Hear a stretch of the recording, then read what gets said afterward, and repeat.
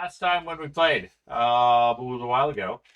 A few things have happened since then. There was that whole thing about the wedding between the Mindenheimers and the Altdorfs. Burned alive. And during which the princess was shot.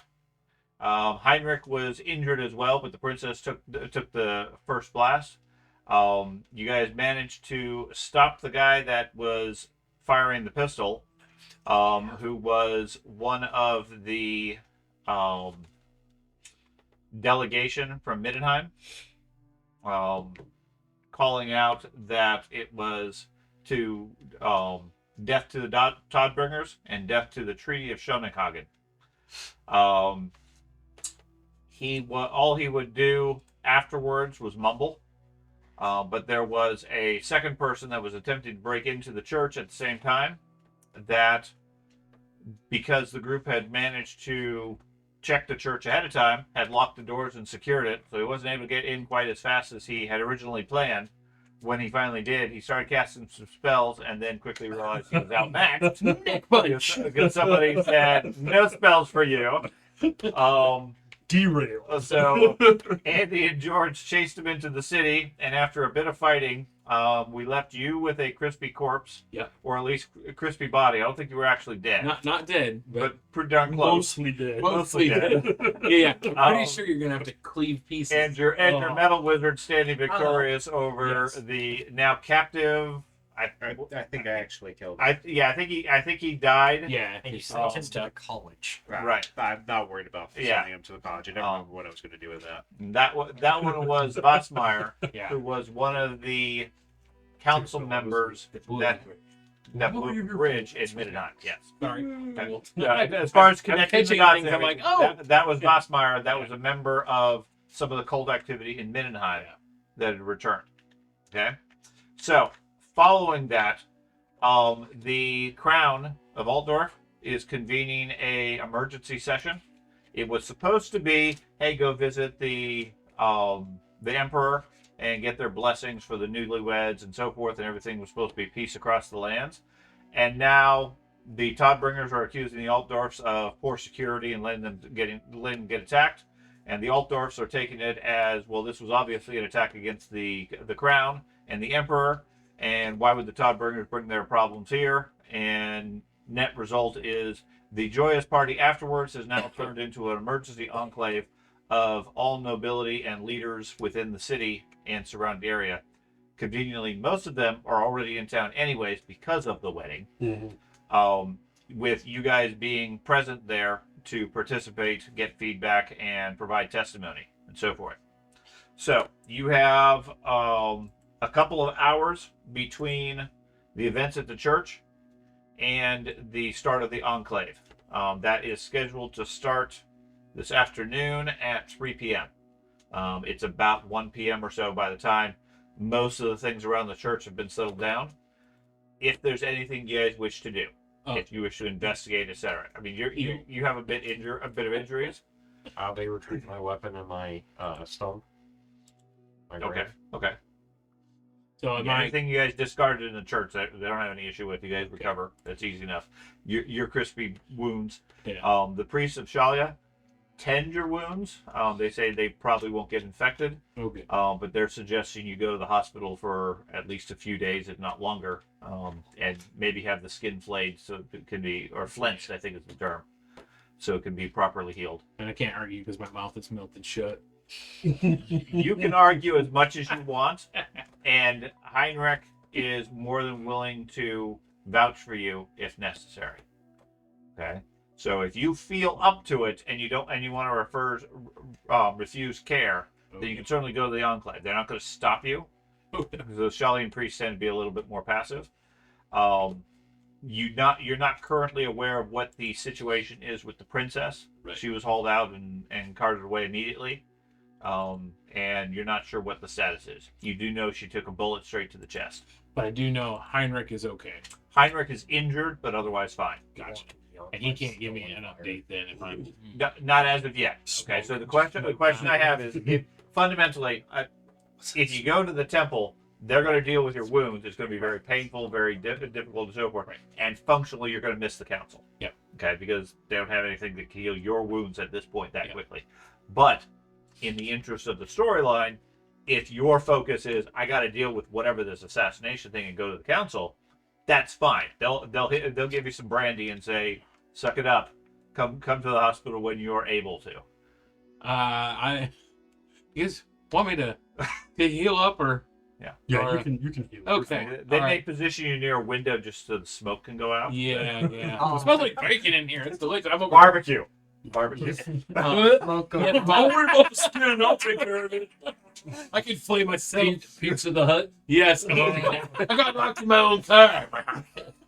The worst But- part about that is when he's sitting there like, Yeah. Taking pieces off him. Now we know Matt's limitation. Yeah. Yeah. Never cannibalize yourself. It's like gold number. He's just like, ooh, look at the skin. It just looked like a giant pile of vomit. That's all it looked like. It didn't look like a fucking pizza. It was like, oh. But that was a pepperoni he picked off that. Yeah, it looks That's what you think it is. I, as long as they're willing to give me updates on the princess, which is really the only person I care about. So I'll let you know if she lives. Yeah. Okay. Let me know that she's okay.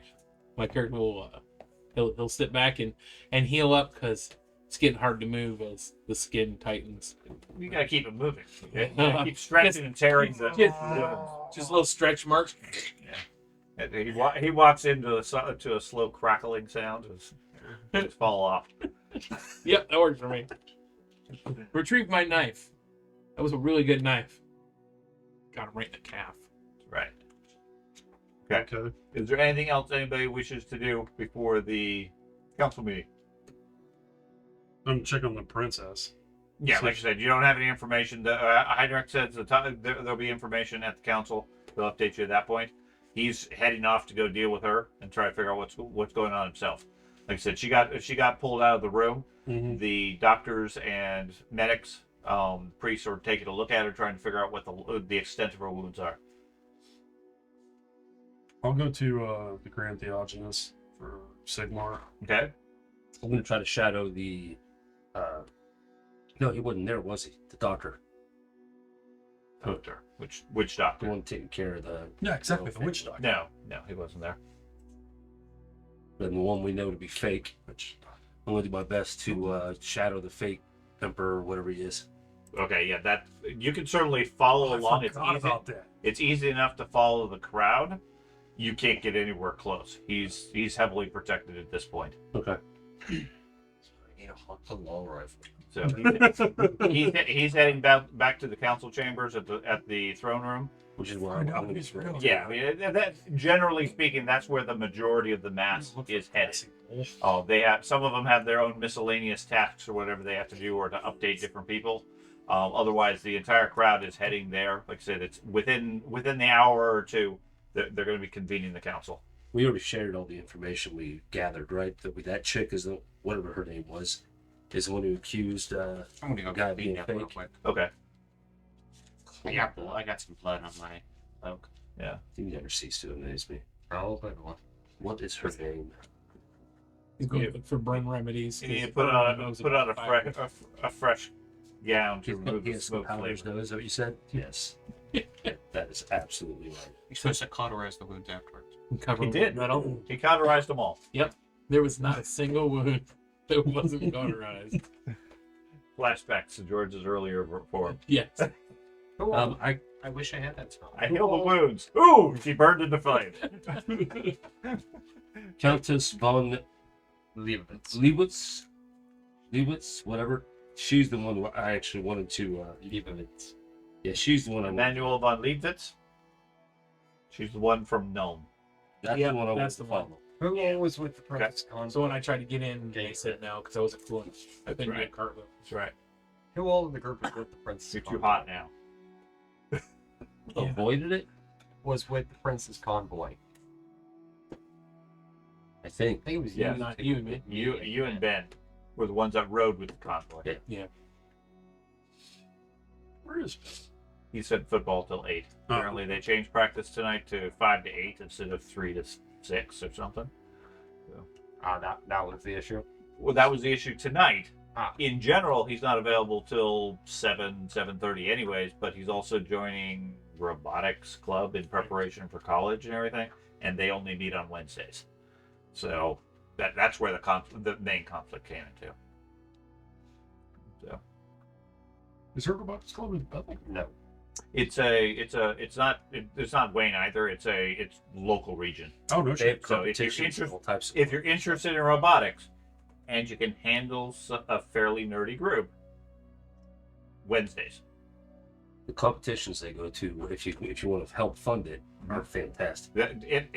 I was impressed about the level of robotics they're doing. It's not battle bots, which is what I sort of assumed it was going to be. It's more. I think the current challenge is like it's task based. They have like some poles, and the robot has to be able to pick up some cylinders off the poles and rearrange them while avoiding other topics on it, other things like that. But it has to be all autonomous, and it's time based. And then at the end, it goes into the center of the field and grabs a chain and has to lift its entire body up off the ground and hang there.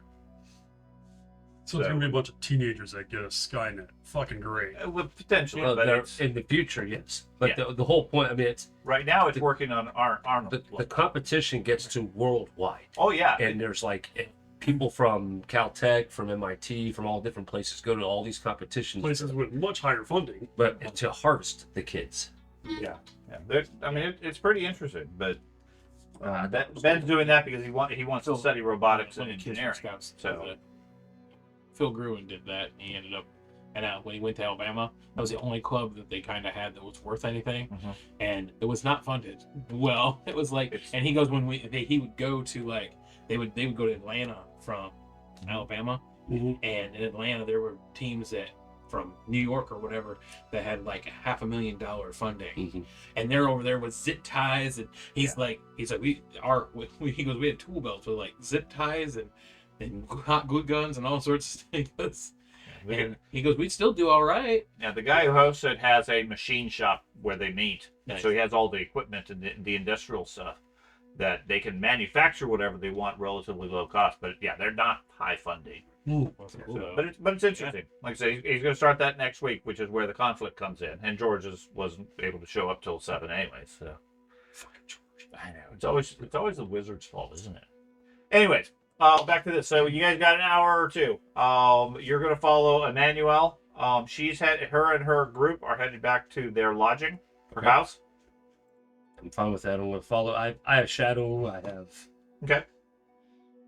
several different skills, but based Okay. off that. Most of the focus of all the nobility is high security at this point. Mm. Their guards, their personal bodyguards, and everything are very much alert. So you have to keep your distance, short of getting spotted. At the same point, there's a general sense of, I would say, panic amongst the city, given the attack and the problems and so forth. Most of the street, you hear a mix of good riddance to the Mindenheimers and so forth, versus, oh my God, this is going to lead to war type stuff. Those two sides. Okay. Other than following her to her house, is there something else you want to do? I want to try to get in to see her, but I want to see if anybody gets up to her on her way. Yeah. Like to pass off notes. Yeah, things she like that. gets into a carriage and rides off to her place. Hopefully slow enough that I can follow. Through the crowds and everything, it's not going super fast. You can follow it easy enough to her house where I she know where drives she in. lives, right? Yeah. And you've been in her house. You talked with her manservant or female servant or whatever it was. I'm gonna try to get there ahead of her. Okay, give me a navigation, survival, or whatever appropriate Oh, man, skill would be along those lines. Man, they don't have orientation in this, do they? It's just navigation. Yeah. Okay. It's a man. Where did that come I'm trying to think if I have any talents that would help me in that. Like they have in D&D, Mhm. where you can get through That's a trick. crowds without an issue. I got Alley Cap, that's a stealth. I don't think so. Oh, yeah. It's kind of as a woods, yeah. Yeah, I was gonna say if I had Strider, yeah, I need to get my next Strider. All right. strength check? Strider Towns. Strider Urban. Yes, I can see it. You just slide through the crowds. Yeah.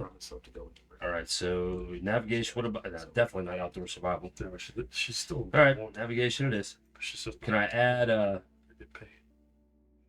Out of curiosity, how close are the buildings? If I'm a rooftop running, is that a possibility? You can. It would attract attention during the day. Which is Yeah. which Okay. is unsearchable. All right, we'll make it eat. Given the heightened sense of alert and everything, that might result in gunshots. Oh, I'm fatigued. Yeah, you guys stayed up late. If you remember the previous night, Okay. you guys Challenging explored or the catacombs. Average. Everybody but George. He was smart enough to get some sleep. Yeah, not a problem. Holy shit. Yeah, 5. you haven't been to Altdorf very often, but you've heard of some shortcuts. And with the crowds and high security and everything, the carriages don't move very quickly, so you managed to get through the crowd, arriving, you think, maybe 10, 15 minutes or so before she gets up. Okay. I do have plans to finish with this. Okay. Did we set up anything to see her again? Can't remember. No, I didn't even get to get inside. You got to go inside. I was just too stupid. I tried I'm trying to remember why. Or how. You went in because you wanted to talk to her about the emperor and stuff like that, and the servant, she kind of like make sure that you're worth talking to, and even with all your accomplishments, you couldn't convince them Okay. until they shake his ear. I'm just going to approach casually first. Just the gate? Yep. Okay. You walk up to the gate. Gates are currently closed. There's a couple of people outside, less than what you've seen before. They see you approaching, and I mean, you obviously approach you with some purpose, as opposed to just walking by. They call out and say that the Countess is not meeting with anybody at this point. You have to speak to her if you wish after the council. I'm here because I feel like all the other nobles, her life might be in danger. She made a statement during the parade, and I'm here to escort her. A set of elven eyes are always better than any humans. They look at each other momentarily. Look at you. Okay. We got it covered. Sure you do. Yep. I'll wait. Okay. You're welcome to wait. It's free city for now. You hear some mumble about Middenheimer scum and so forth. They go back to. I'm no Middenheimer. I would say that. You're not an Altdorfer. I know that. You're a Middendorfer. I would never lower myself so far to claim to be of a human city. Okay. So you're gonna wait here until she arrives, or after? I can't think of a way to talk my way in. So not through the guards. Right. They seem to be doing their job. So I'll wait. Okay. What did you want to do?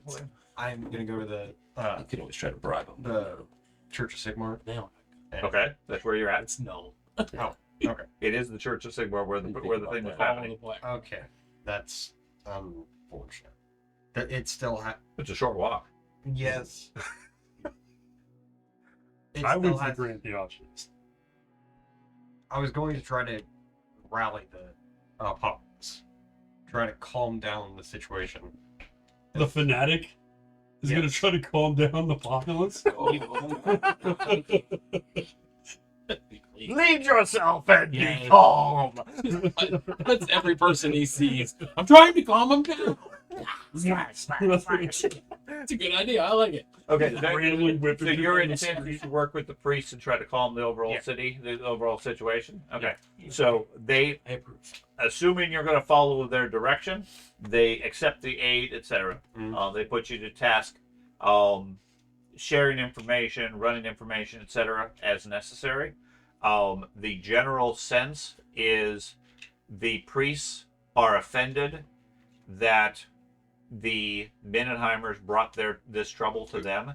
It's proof of the flaws of Ulrich that they would defile the Church of Sigmar to that extent. And several of them are more strong as far as their feeling. They're going to withhold and wait for the Emperor to make his edicts and declare war before they do anything. Yeah. But that's definitely where their view is. Okay. A lot of their work with the populace is calming things that are directly starting to boil over, but at the same point not necessarily diffusing Yeah. the sense of outsiders in Altdorf are bad. Okay. I get that. We know they're bad. Just wait. We're gonna kill them all shortly. That's right. It's all gonna be okay. Yeah, that's right. Just wait another day. Strike at night. Okay, so you said you head back to the college and get changed. Okay. Word at the college, there's lots of scribes and assistants running around. The college is on high alert as well. Several of the high wizards are being sent to the council Okay. to give their view. And you, as a wizard lord, are selected from the College of Metal to represent the college. Okay. Okay. That being said, it doesn't necessarily give you any ability to override, but it does give you the ability to A, sit up front, and B, speak and be heard, as Okay. opposed to the lesser members that can't. Got it. Okay. You said you wanted to talk to Theogenes. Mm-hmm. Okay. I want to ask him how he thinks there was such a lapse of security within the church. It was our responsibility to secure the location, correct? We did. Well, yes. So how do you And think from it the information, you did your job admirably, making sure that door was locked. Who would have expected the Mindenheimers to have a traitor in their own midst? wasn't it a Mindenheimer that got attacked? Yeah. Yeah, It was also like by a Mindenheimer. Huh? By a Mindenheimer who was from Nordland. No, fair enough. Fair enough. It was he was a member of their delegation. Mhm. Maybe instead of painting with such a broad brush, we should be investigating the motivations behind said individual. Maybe the ruinous powers got to him. Do you have proof of chaos influence? Look around you. Everything has chaos involved with these days. Perhaps. We're at the end times. But if so, Sigmar should carve out the Ulrich stain and deal with it. Or maybe as the spiritual guides of Sigmar, we should try to get them under our united umbrellas against the ruinous powers, as they seem to obviously be gaining power across the kingdoms. Perhaps. If you have any evidence or Oh, come on. I've blown up 2 mountains. There's been 2 mountains explode in the last 6 months due to ruinous powers. We've seen armies of the ruinous powers fighting each other, fighting Yes. the Skaven. And where would you direct Sigmar's might? I'm not saying we need to direct Sigmar's might. I'm saying, yeah, Morsleep got destroyed. Thank you, Elf. That's not here in the corner. Well, we all, it's been a long time. You may not remember. Yeah, I understand. I forgot about Morse. I'm not worried about it. Yeah, That's a the victory. moon's still falling, so I took that as a victory. But Destroy the chaos moon. I mean, I feel like that's a good thing. you didn't destroy it. You just showered the land with it. yeah. We just created another dozen Mordheims. I'd be concerned if the wizard considers that a victory. Mm-hmm. I would say instead I was of already thinking it. the Extra wins magic. That's right. Realms of man taking up arms against each other, we should be trying to unite against a common foe. And this wedding would have been a great way to help that happen. I agree. So I think it's only logical that the ruinous powers are involved in this and attempted to derail this union, because what better way to destroy mankind than to have mankind fighting each other? Yes, I would agree. So why don't we investigate that angle, and as opposed to immediately trying to start a conflict with the Mordheimers, which, did I say Mordheimers? Yeah. Yeah. Those other Kill guys. the Mordheimers. The Mindenheimers The are what we're Mindenheimers. concerned about. The Mindenheimers, right? I've been to Mindenheim. I've fought amongst them. I fought against them.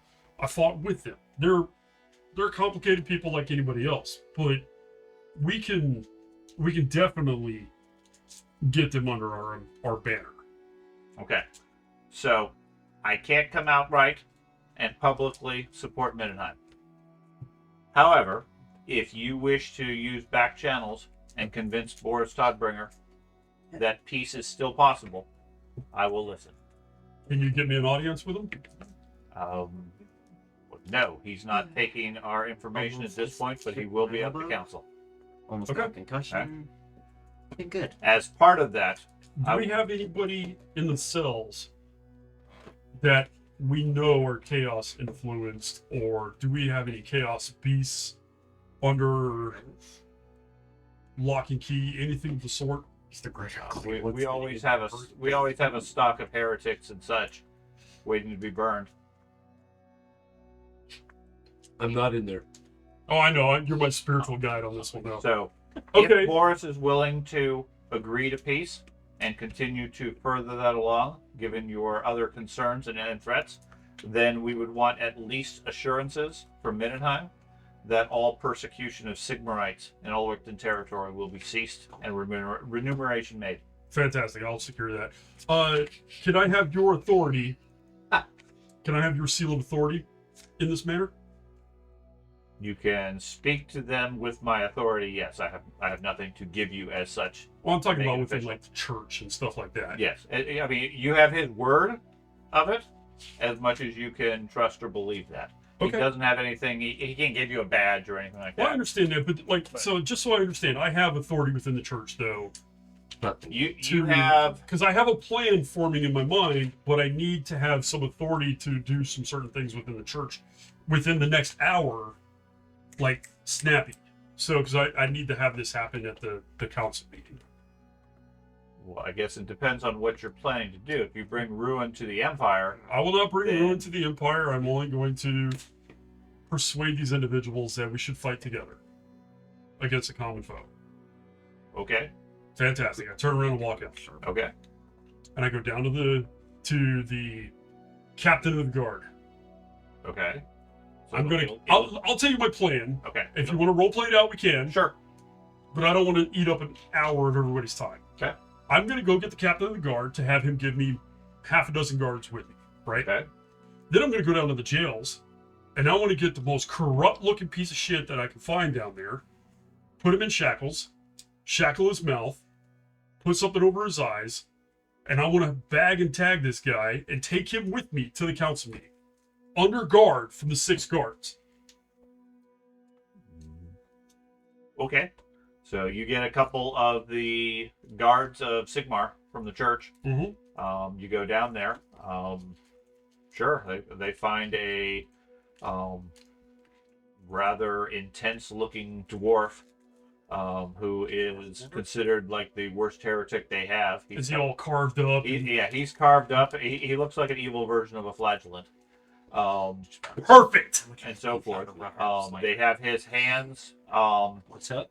bound in chains Mhm. and encased in metal You should have 40 cans, Mm-hmm. and so forth. And his legs are shackled so he can barely shuffle forward. Has his tongue been cut out yet? No. His beard's been shaved. Oh, good. Okay, that's fine. I want him bound and gagged, Okay. and a hood over his head, and I want him wrapped in a cloak so nobody can identify exactly what he is until the time is right. And then I will take him and the guards to the meeting. Okay. This kinky. What's wrong with you? Okay. Sorry, guys, I have a plan. No, You got a plan. I was just glad you didn't Unforgivable. accidentally take my burnt body as Yeah. Oh, God. The worst I was messed up sitting there one, with you find Andy. Right, that's what I'm saying. You don't recognize me. He looks Oh, terrible. take the hairless freak. Yeah. The one with no eyelids. Yeah. I like that one. Okay. So scenario Ben. So you're up to date. This is post church. The council of the city is meeting in 2 hours in an emergency session. Everybody has somewhat scattered to take care of individual errands and so forth. He's following the countess. He went to the hospital. He's changing clothes. Thad's apparently recruiting heretics, and he's trying to calm the town while telling them we're about to ready to jump on all the Mindenheimers and kill them. What's the bad options? What would you like to do? Got about an hour or two before the conclave. My option was pretty good. you got change. Yeah. He's the only one that got a good I night's want to sleep. get some nicer clothes. Yeah. Aren't you already wearing royalty? Didn't Andy get sent to the hospital because I want He velvet. didn't get sent to the hospital. They gave him the option to give him some painkillers and let him go to the conclave, given your guys' involvement. Okay. I'll go ahead and go there, check up on him. Okay. So you go to the hospital. He's currently having his skin flensed. Ugh. Okay. With that, Step into the door. Dormant. Lots of screaming. yeah. So well, I don't know. Make a willpower save. So fundamentally, what that means is they're carving the burnt dead skin off. Okay.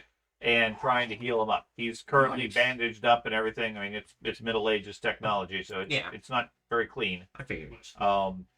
But he's conscious enough to be able to speak to you if you wish. I just wanted to check up on him. Wanted to watch? Yeah. Yeah. This is my corruption. If he takes up layers of skin, does that remove layers of corruption? Ooh. Well, Oh, okay. It just releases the what's corruption inside. goes bone deep. You have to have a physical corruption. Like at the minute they cut it off, like just already gets off. comes out. Yeah. You have to have a It physical immediately grows back. Yes. Okay. So you just wanted to check in on him? Yeah, because I didn't know exactly really what happened to him. I You think. got, yes, you did. Well, they checked in afterwards. Okay. You know, he got burned in the fight with Musmar. Yeah, I'm just gonna hang out with Andy. Okay. You know, my You friend. hold your hand. So Oh, you, I was just gonna say, hold my hand. I mean, in a scale of 1 to 10 for the pain, you're at 100. He drops it to 99. Nice. I appreciate your assistance. Yeah, I have a crushed hand now. What you hear is, Okay. My A little bit later, the Countess arrives at her place. The carriage rolls in. They close the gates behind her. They're not really letting any visitors in. Everybody's being turned away, unless you want to try to force the issue or otherwise sneak in. From the timing, it looks like she's going to be here maybe 15 or 20 minutes and then head to the council. You have any road spikes? No, but it can't be that hard to acquire them. I'm gathering your intent is that you're concerned that she might be next. Mm-hmm. Okay. So you know with the route, and given your apparent navigation talents through Altdorf, you can probably easily shadow the carriage if there's some sort of an attack on her on the way. Okay. Okay. Oh, If that's your intent. I make sure she sees me, Okay. or I don't know if she has a lead to her guard. I wouldn't call it a captain. It'd be some sort of a. She has a lead, and she's escorted by several different knights from her house. That are riding, plus a couple that are on the carriage herself. And all the nobles are riding similar. She's not particularly unique in that. She's one of the major powers of Null, right? She is the Countess of Nuln, yes. Okay. She runs Nuln. All right. Okay. So, you follow her. She goes to the palace without much difficulty. Okay. All of you are there. Do you want to be wheeled in any form, or specifically just stay at the hospital? Just Okay. Yeah. Okay, and I'm fine with that. I just want to give you the opportunity if you want to interact, ask questions, I etc. appreciate that. No, Okay. that's all right. I'll leave it to them. Okay. Yeah. The ones with skin. Yes. Do a charisma roll. I confuse which one. Look at this heretic! I reveal the heretic. my skin comes off like a pan of barbaric. Just he glove you is just Yep. oh. Put it back on. Put it Look, back on. do the Scooby-Doo face pull off, but really it's just my face. Just a laughing skull. Okay, you guys get there. Indiana Jones.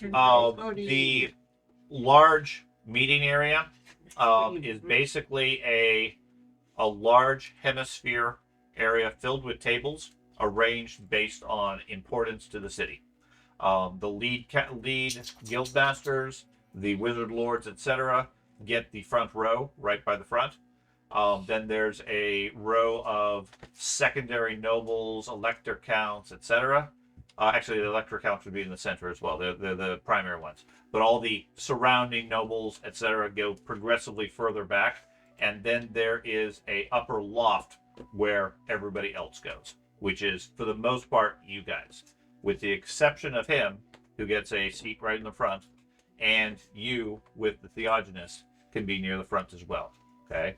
Everybody else is basically pointed to the other area as such. Now, you're certainly welcome to sit elsewhere or go elsewhere. It just, given your rank and your situation, you're authorized to sit up front. Okay. I'll stop you before we do this whole thing. Okay. And She has I a will package. tell you my plan, right, which you've probably already figured out. Be prepared. If something goes south, I want you to nuke this fucking guy instantly, please. I think we're worried about the nobles. Just take like One of two things is going to happen with this plan. Either we're going to, ally everybody together against the common evil, or we're just going to go ahead and light this firecracker and just go ahead and get it started here. So, Okay. I like that idea. It's the easiest way to kill off all the opposing leaders. it's a great way to start the I know what the campaign.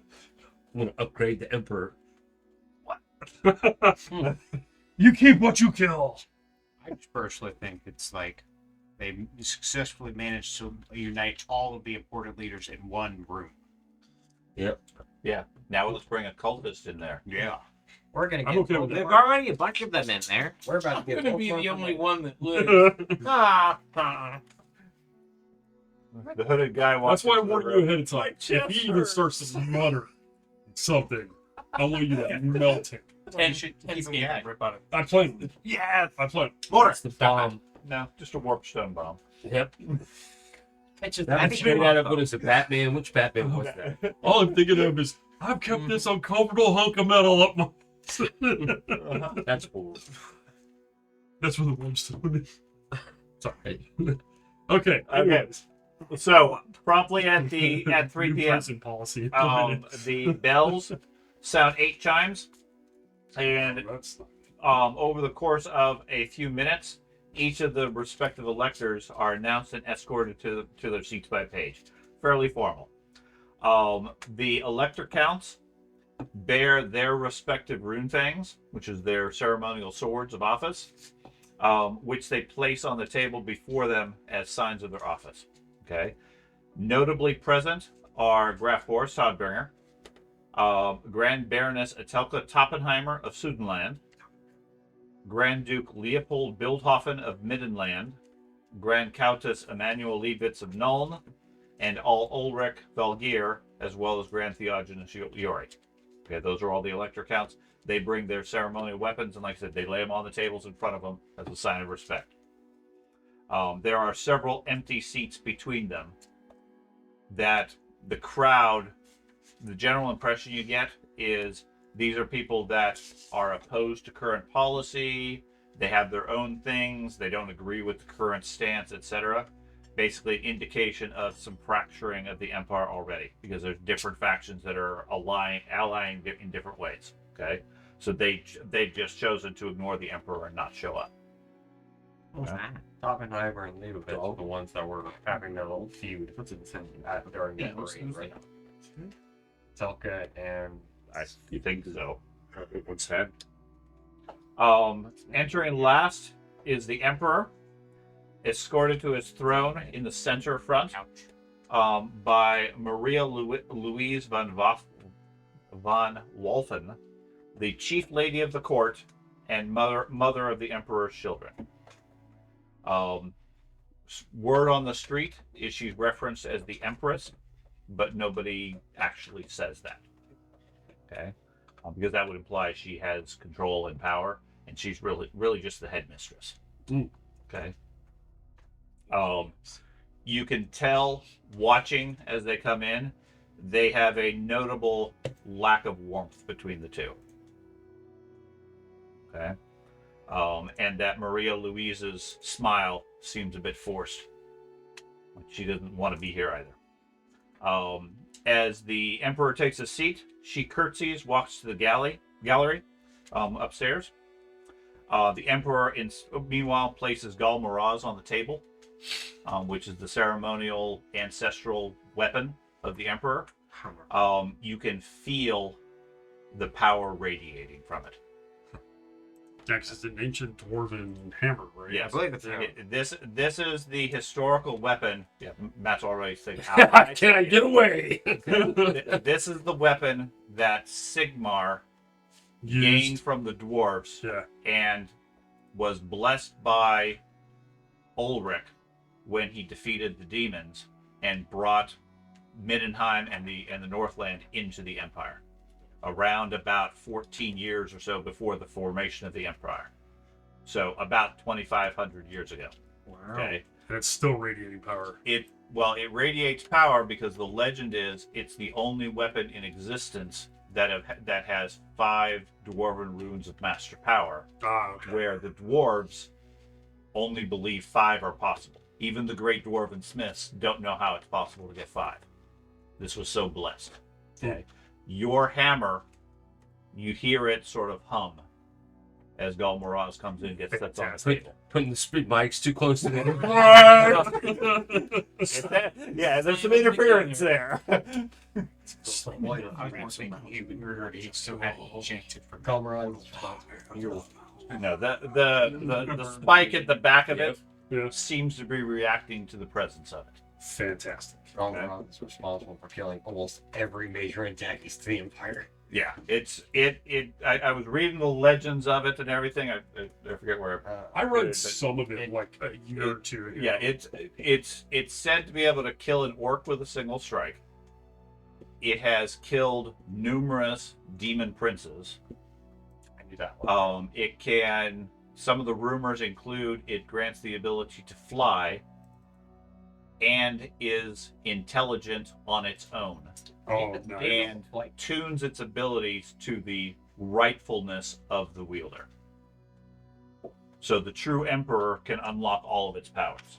I want to grab that thing so bad. Okay. Just to see what happens. It's crafted from witchwood, and it's considered unbreakable, undestroyable. It's never suffered any damage, which is why it was the theory being that's why it can handle 5 dwarven runes, Mhm. because any more than 1 or 2 typically shatters whatever the item is.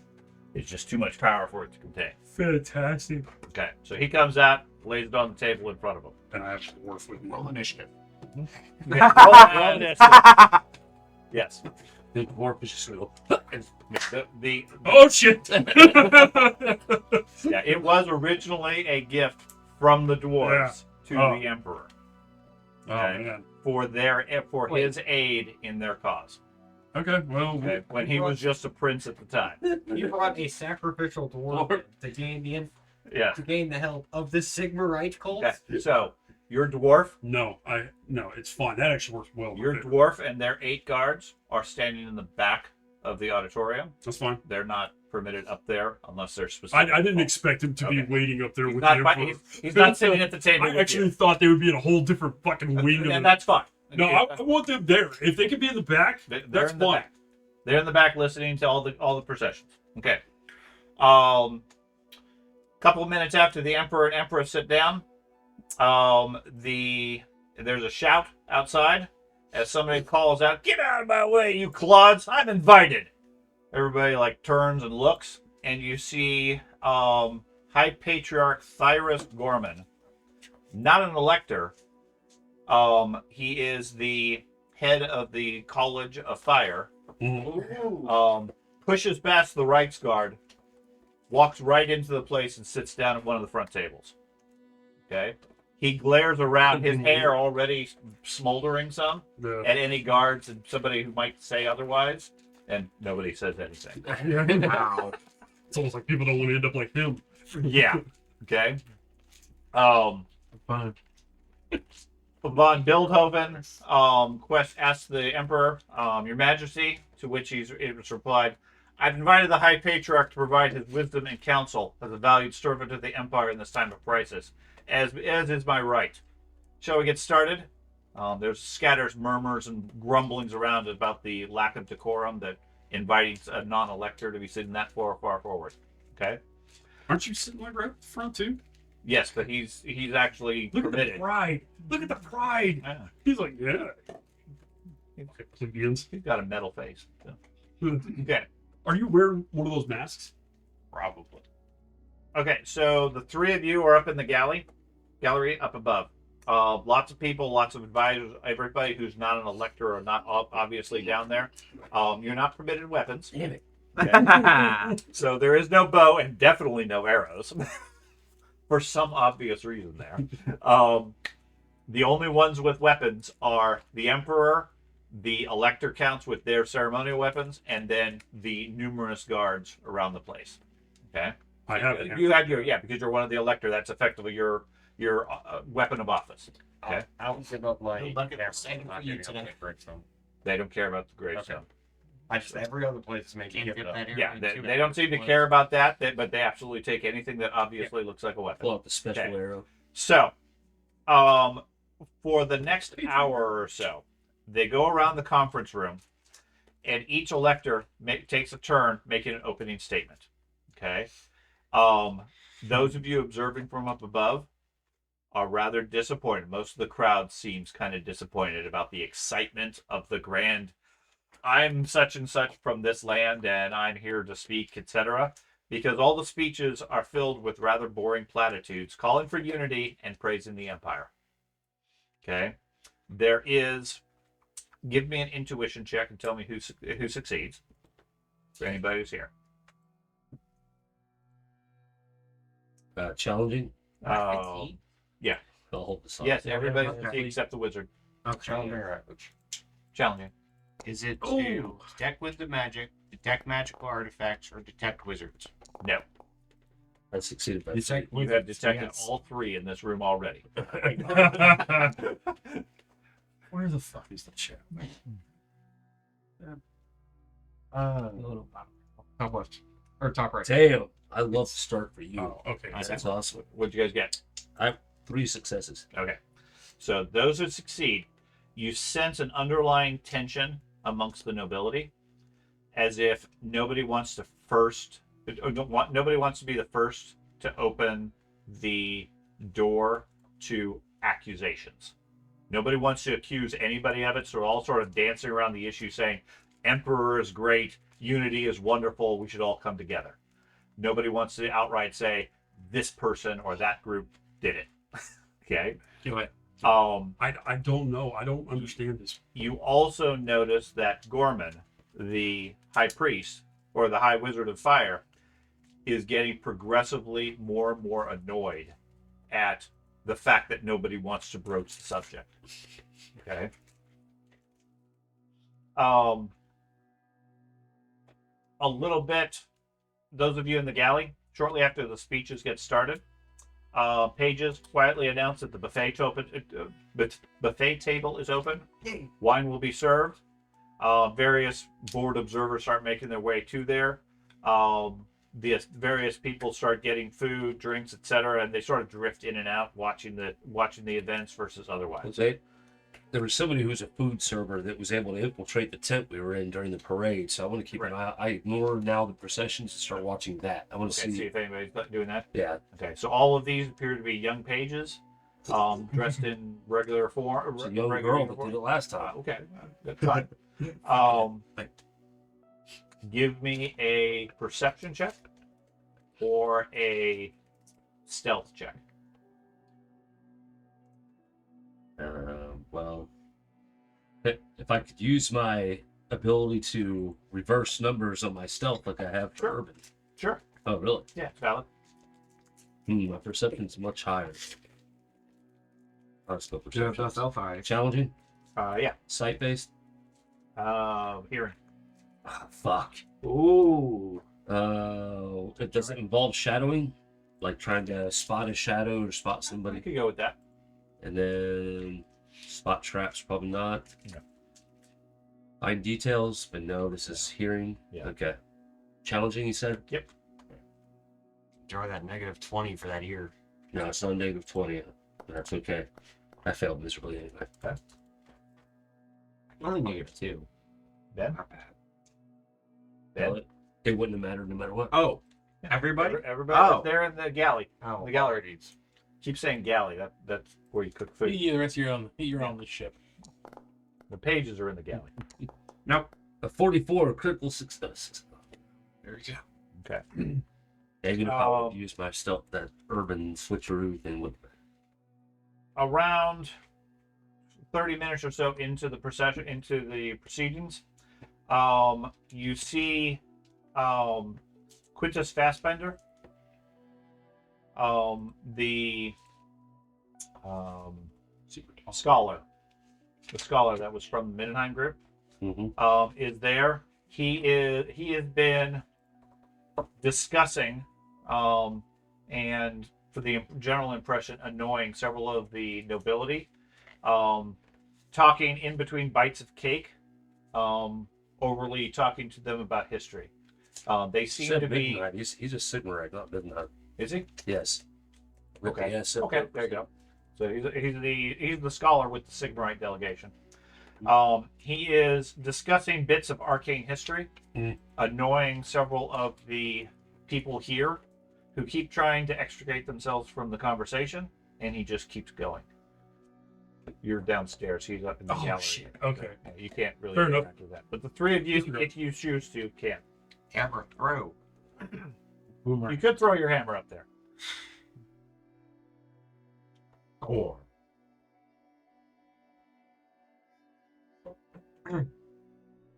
Okay. You're not. I was gonna say, that's all that we. Huh. Nah, I'm not gonna bother. I will try to get. Just let him be. Yeah, just let him be. Okay. As the speeches drone on, Ambassador Holtzkrug approaches you. Each of you give me a dice. Tell me who rolls the lowest one. Oh. Up top or down below? Up top. You guys are all focused on listening to these exciting speeches. I gave that many corruption. Oh, 1d1. Oh God. Ooh, nice. Not when I'm rolling low. Well, Oh, what? Now I lost. Slash R. 21. Holtzkrug approaches you, Ben. You stand out there with your uniform and everything. He looks over to you, almost as if he's sizing you up. Says, "So we met before, but now I know you as the heroes who saved Boris's fat from the fire. There have been so many rumors. You must tell me of your adventures." Wait, remind me again what fire he's referencing? Raph Lehman Holtzkrug. He's one of the Sigmarite delegate. Oh, I hate that guy. He's one of the ones that was with the Sigmarites, and what he's referring to is your adventures in Mindenheim. He didn't believe them initially.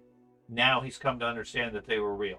Well, he wants to hear about your additional info about your adventures. Okay. Let me just check something real quick. I pull out my notes. This is what we did. I'll tell him about our adventures, but leaving out the most important details, like What would the most important details be? like our secret meetings with like Boris and the Emperor's son. Okay. Stuff like that. Not really informing him that much about So you tell him everything else, like all your travels through like Rome. fighting bits, sort Okay. of. We shot the graph. So Not that.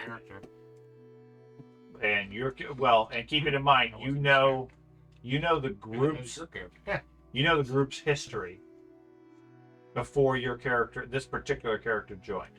Yeah, I'm Okay. trying to. So you're gonna go all the way back to No. Bogenhaven No. and the card game where he got shot. No, I'm just doing like the Mindenheim portion, shot. like when we were in Mindenheim. Very first game.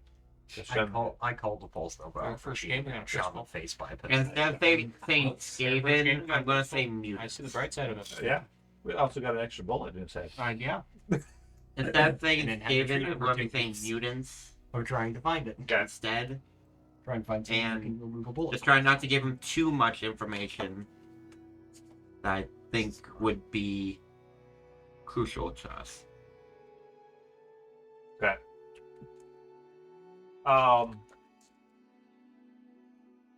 So after your finished describing your adventures and everything, he comments, I see you've seen quite a bit of adventure, quite a bit of difficulties in the lands. Things obviously have fallen into disarray in the Empire, haven't they? And then there's that whole affair in Ubersreich. I advise His Majesty against intervention, but he is Grand Prince and Emperor still. The Electoral Count has made changes before, particularly when a viable candidate was available. Tell me, have you any idea of the Graf's possible selection?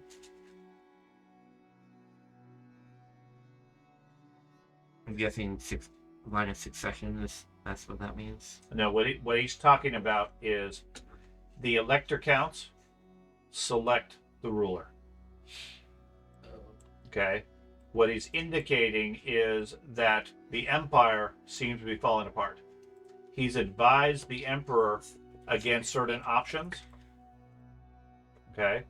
And what he's fishing for is, his theory is this Elector conclave is going to eventually make a judgment and a ruling as to, do we replace the Emperor with somebody else?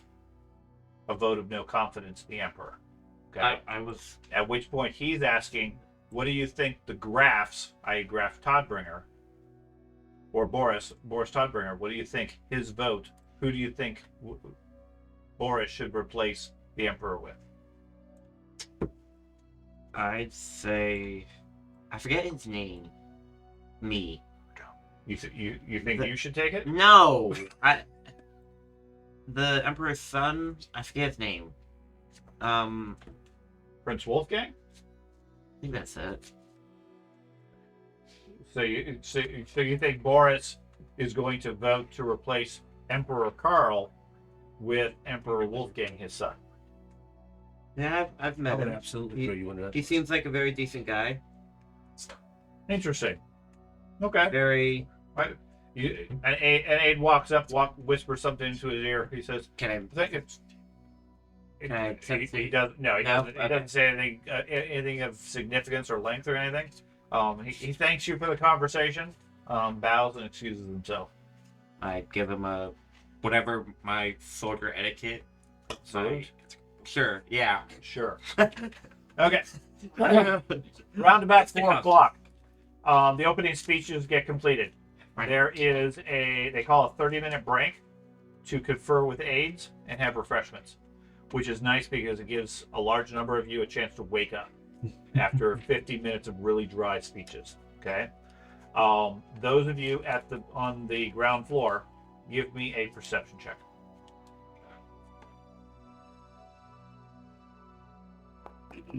Uh-oh. Jesus. Hold on. How much does the Penalties if you yeah, my helmet and my coif. So let me take those off because I'm not actually wearing those. You're wearing the same black bag that the dwarf is. So -1. minus 10. Yeah, I'm Minus just 10 from that because you're fatigued. You should be fatigued, I think. I don't think it shows me fatigue. You take your helmet and coif off too? I don't have those. Okay. Those of you upstairs, give me a perception check as well. Okay. -2. Oh my god, I'm holding that one. Nice. Yay! That's actually good. Sight, I'm rolling out one. challenging. More done. Okay. Oh, nice. You're keeping an eye on things that are unusual going on and everything. You notice downstairs as the electors take a break, everybody starts milling about getting some food and drinks and so forth. Over on the side, the Baroness Toppenheimer is conferring, fairly agitated, with one of her entourage. Not really. I mean, they have some food, but they seem to be talking rather excitedly but quietly amongst the crowd, and every so often glancing quickly towards Frederick. That's the Him. him. I have a way with the ladies. I don't have I'm not there. Baroness Toppenheimer written down. Baroness Toppenheimer is. That is the Elector Count of Sutland. Yeah, she's the one that controls the southern region of the empire. Man, I would love that note right about now so I can understand what she. Oh yeah, you have a note you're that we don't know about. upstairs. I know, and I. So So see, is he. You know it, yeah. he's always upstairs.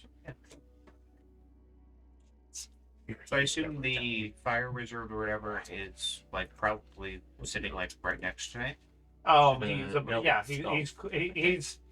he took a fairly Oh. prominent seat that was normally reserved for another elector, Okay. and just Okay, good. sat down. He's completely out of ordinary. He shouldn't have done that. Technically, as a non-elector, you're like one row slightly behind. Yeah. He effectively sat in the front row as if he was one of the voting electors.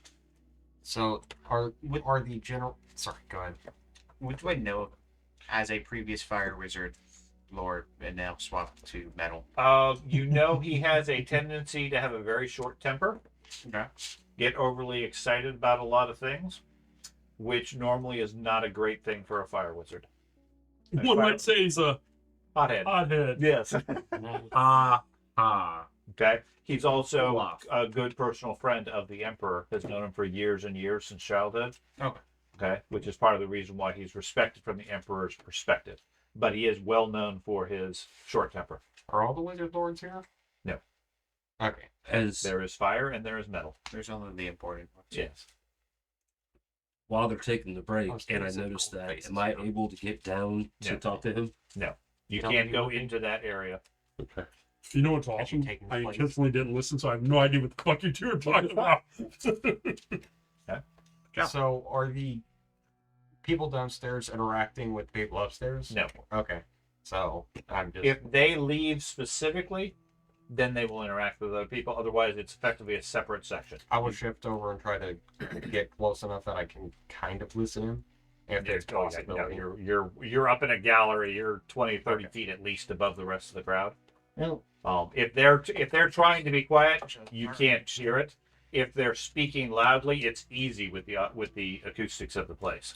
That's how it's designed. I'm so glad I understand the purpose of this. Okay. I don't understand. I don't have the note, by the way. It's the annoying part about it. Okay. Ben, Wherever. or it is. I'm sorry, George. No, not George. Matt. Yeah. Sorry. You'll get there eventually. Eventually, whoever you were in the middle there. Connor, your turn. You are I see. you're keeping an eye on that, seeing that event when a couple of the people nearby call out, "You come here. Let's have your good opinion. Elves are always valued." All humans are idiots. I turn back around to look at stuff. Okay, you see, there's a Reichlander and a Midlander, two lesser nobles. They're currently having an argument. And they're now standing a bit shocked and surprised at you. I would be an impartial party, but Perhaps we should turn to a smarter one then. You, give us your opinion then, since elves are so brazen. Sigmar praise be. Sigmar will solve this issue. You got them both. So we're discussing fishing rights of the Reich going downriver to Altdorf. They're arguing over which one, Ferdinand von Schilderheim, a Reichlander, or Amarada von Uder, a Midlander, has exclusive fishing rights to the section of the Reich directly south of Altdorf.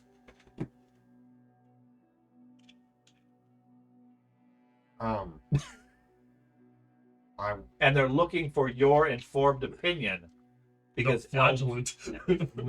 because you're obviously the smartest one of these outsiders. They can't talk to any of the Okay. nobles, and elves obviously don't know any sort of charm or social skills. So Can I make a lore empire check to see which one would typically have if I would a my normal, in a normal actual situation which investigator one would have portion of my priority? character, I had law. sure, do you have any I'd law like that, skill right? or legal I had skills legal or anything skill, like law that? skill with him. Otherwise, you're I welcome to forgot take all your that. best guess. Good job, Matt. No, I have Lore of the Empire. If I were my old Lore character, I would Reichlin, absolutely. You would have been all set for that.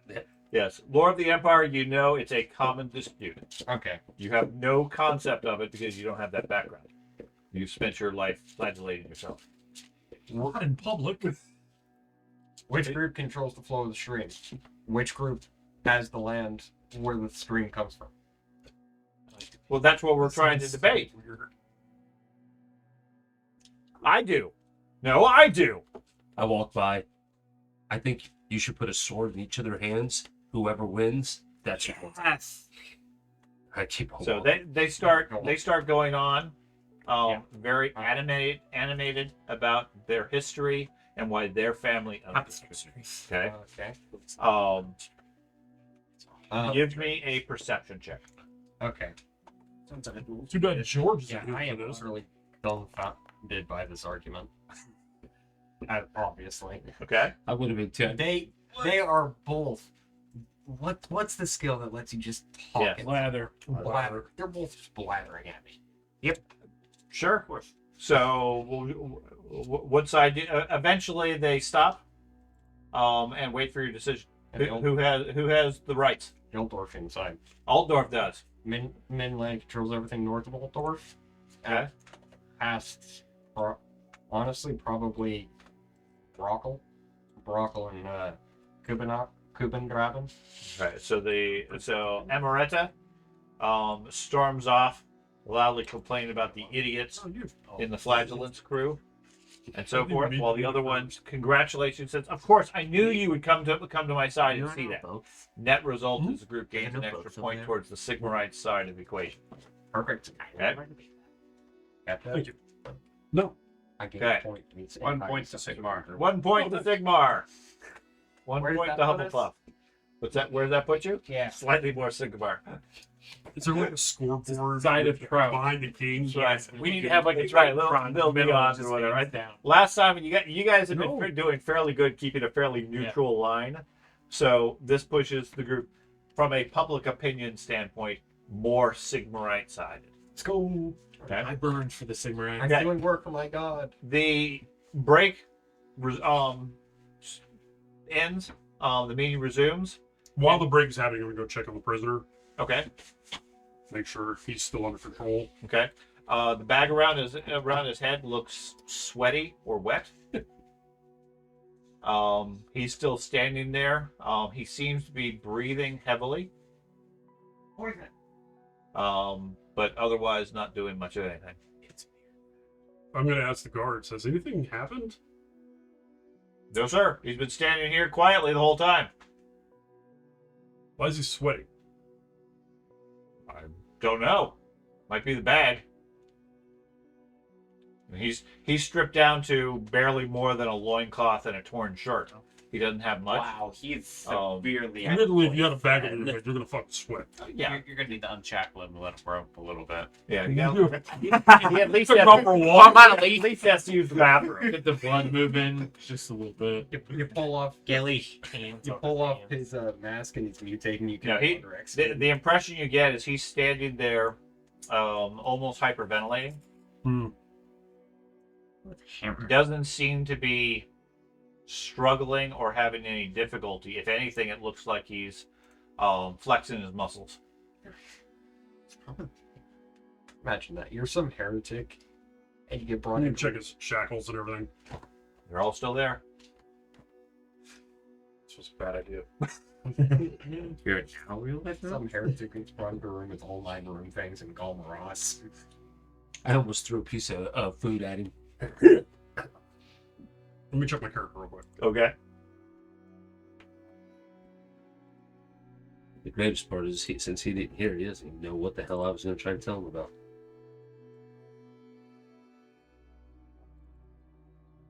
Write it down on a piece of parchment. It said a paper airplane towards the group.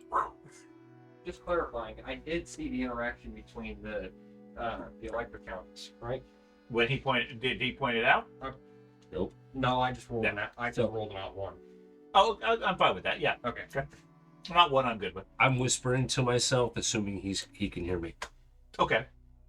I'm going to use my I health. don't think you can currently hear him anymore, can you? Mechanic wise now. No, I think you can hear a worm going past the ear somewhere where it was buried in the ground. That's just These it's are my disturbing. grave robbing skills. I'm Go gonna- find that. I'm gonna go over to Grand Theology real quick.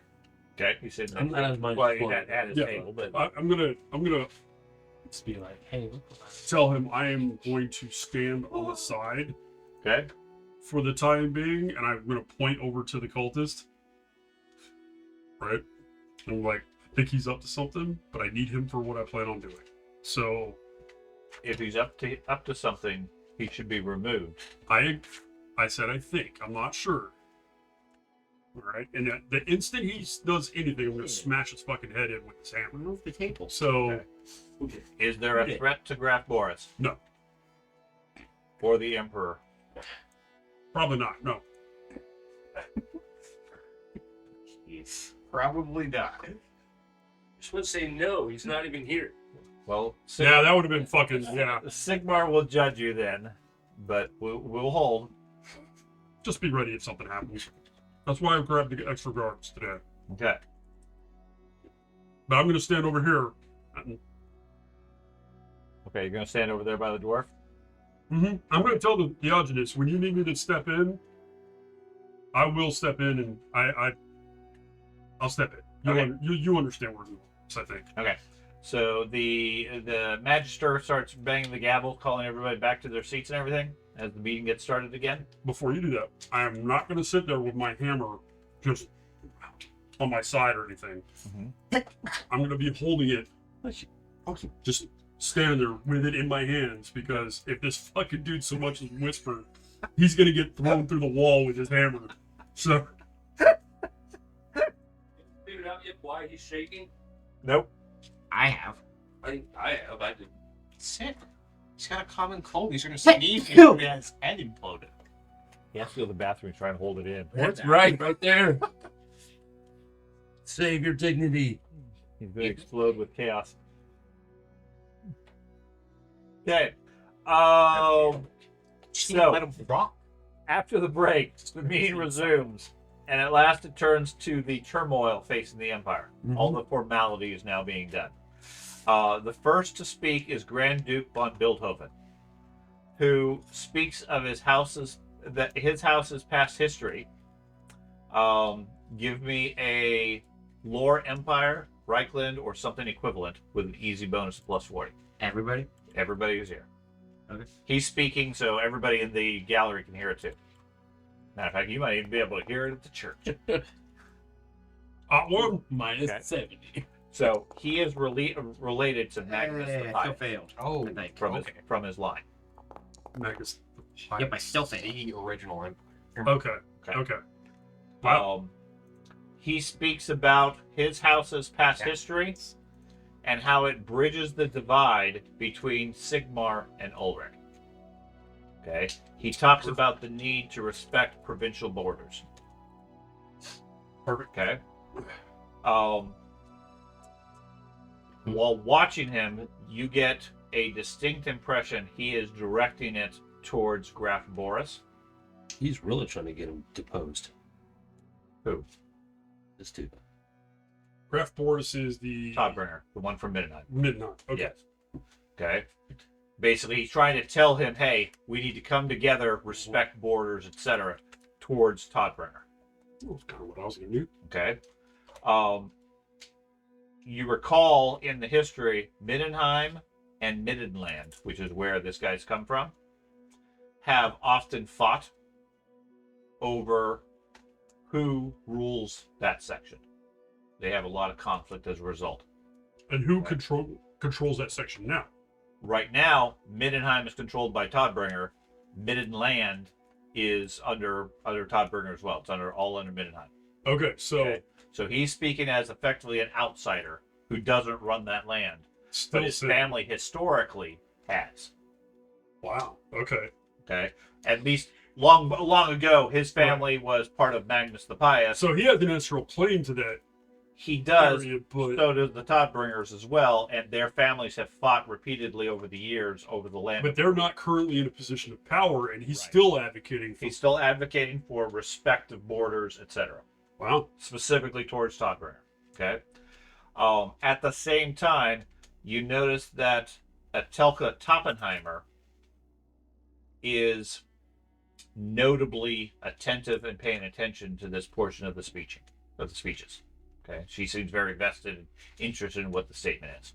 Okay, the next speaker is or while that guy is speaking, you see Holtzkrug talking quietly to a Middenlander aide.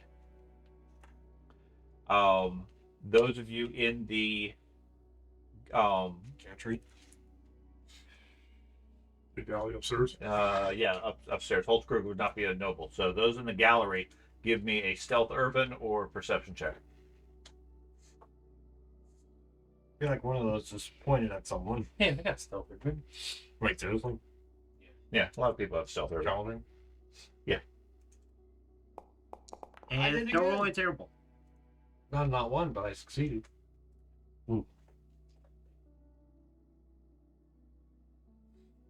Vision based or hearing? Why is that a +2? Hearing. Base out the 10s. Shit. Okay. Holtzkrug is talking to his aide. You hear him complaining in a bit of a whimpering tone about incompetence and suggesting the phrase, it would be in your master's interest to support a candidate who would guarantee firm borders.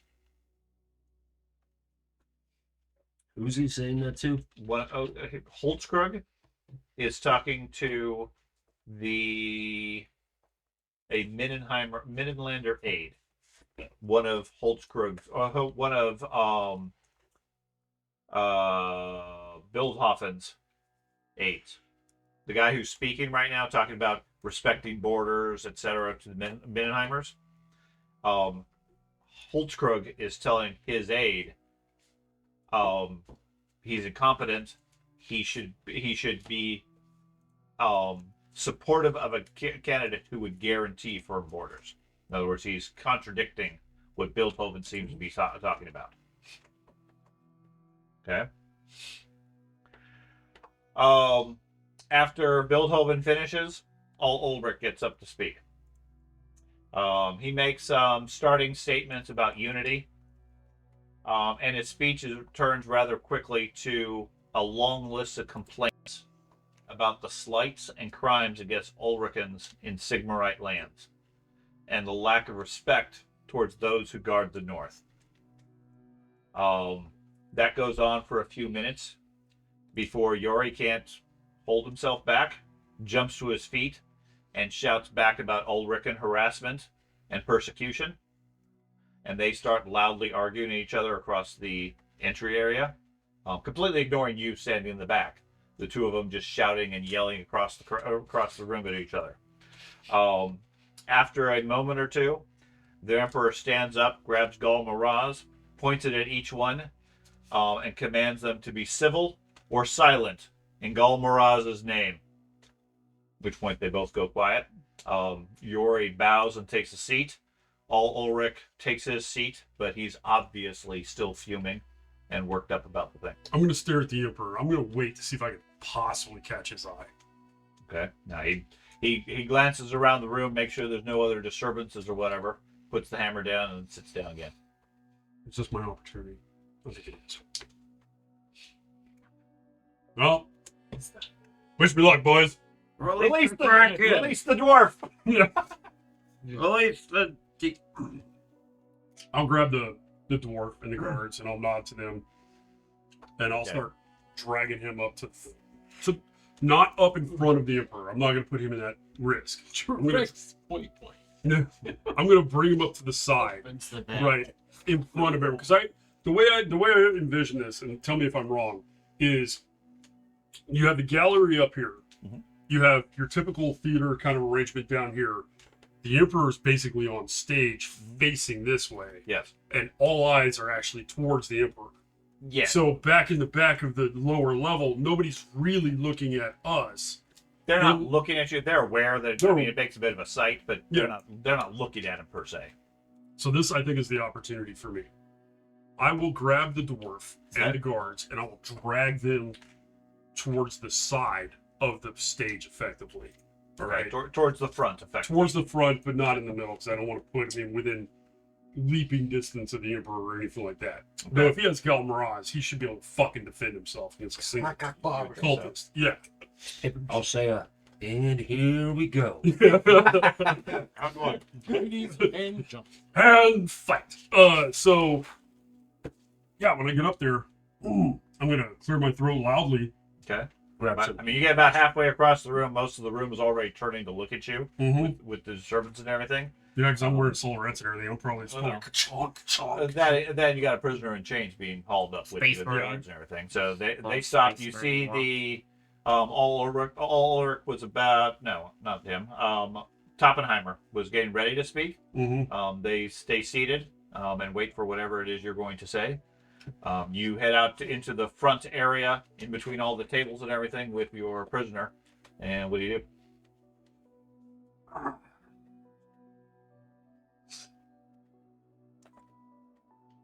Proudly and very, very loudly and as much bass as I can possibly put into my voice. Enough of this bickering, and I will shove the dwarf forward.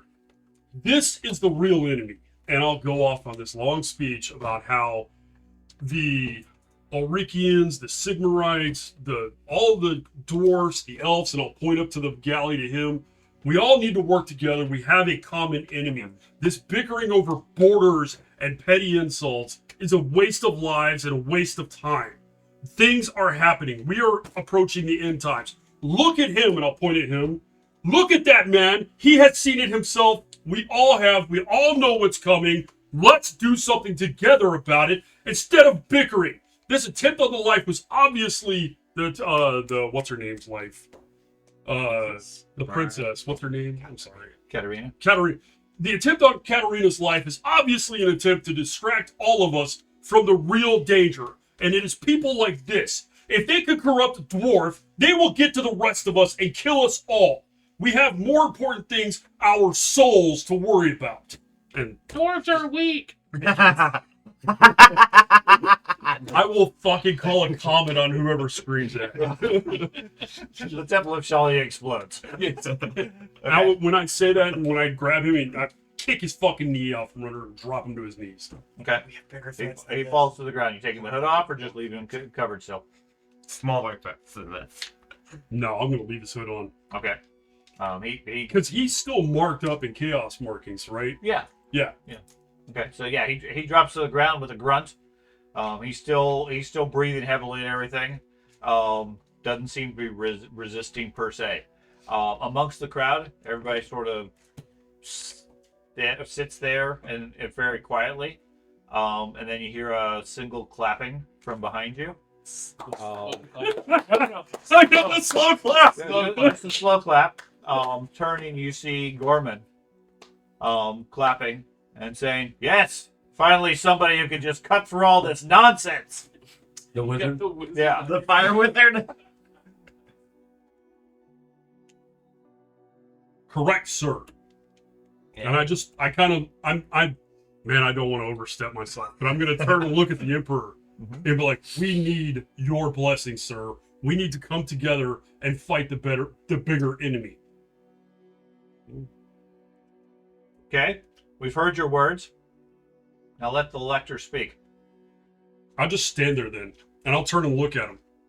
With this dwarf, I'll have my hand on the dwarf's neck, right? And just stand there, hammer in one hand, and be like, Okay. The Grand Theogenes. I'm sure he's pissed. Yeah, he No, like, he can't be that pissed. This No, was he- obvious what I was going to do. he's not pissed per se. His view is, okay, you've overstayed your welcome. He seems to be giving you indication of, okay, let's you've given your message. Now it's time to let the rest of the proceedings proceed. I'm not stopping anybody. Okay. I'm not going to interrupt another person this whole time. But I want them to see what's really at stake. It's harder to have these personal arguments and bickering when you have a chaos dwarf standing in front of you with half a dozen priests, armored priests, standing over him because he's that fucking dangerous. Yeah. Especially somebody like Friedrich, who is got some level of reputation and is literally holding a holy relic in his hand and shit. So, Yeah. I mean, I just want them to see that. I don't plan on interrupting again after that. Okay. No. But I will be fucking mean mugging all of them for the rest of the. But you know what I mean? Right. You're interrupting the fishing rights. That's upstairs. My trout! The important business of the Empire. Salmon! I did my part. Where are No, you? okay. So they move you out of the speaking area specifically, which is where the concern is, because each one of these nobles, when they stand up, effectively stand where you're talking. That's So- fine, but I want to still be in front of their view. Well, in front of their view is the Emperor, so that's not going to happen. What? Okay. So, So effectively, you're in a hemisphere, so a half circle. Each of the tables are around. Whoever speaks goes out into the center of that circle, 10, 15 feet in front of the Emperor, and 10 or 15 feet in front of the front row of tables. Okay? So where you went with the dwarf and all these guards is right in that spot. Now, they've heard your words, they've heard your concerns. All eyes are on you and this dwarf at this point. that's fine. Okay? And anywhere in this chamber, you're visible. Okay? It's not like they can ignore your presence. Okay. Okay? But at the same point, if they're going to proceed with their conference, you can't be standing at the podium with the prisoner, because the next person who needs to speak needs to stand at the podium. That's fine. Okay. I'll stand off to the side. Oh, I mean, you can back away a little bit, etc. What is with you with that fucking water bottle? It's chaos water. Like, Punch you in the balls. Squirt. Anyway, it seems to have affected a number of the electors Mhm. who are now whispering amongst themselves and their aides and so forth and discussing. Cool. Some of it may have gone the other way, some of it may be pro, but they've gotten the point and the intent. That's Okay, fine. and My with thoughts. its presence here, it still is relevant. My thoughts behind it were that Unification, the huh? unification, work together. Unification, sure, but like when we're talking about the two cults, that's why I thought it was a good idea at that moment to interject, because I have fought on the side of Ulrichians and I fought on the side of the Sigmarites, and so this character has a reputation for both, and Yep. this would be a good time to tell them both shut the fuck up and get together against a common enemy. Yes. So And- I've said my piece. No, Let's move on. and I fully understand your intent as a warrior priest of action Mhm.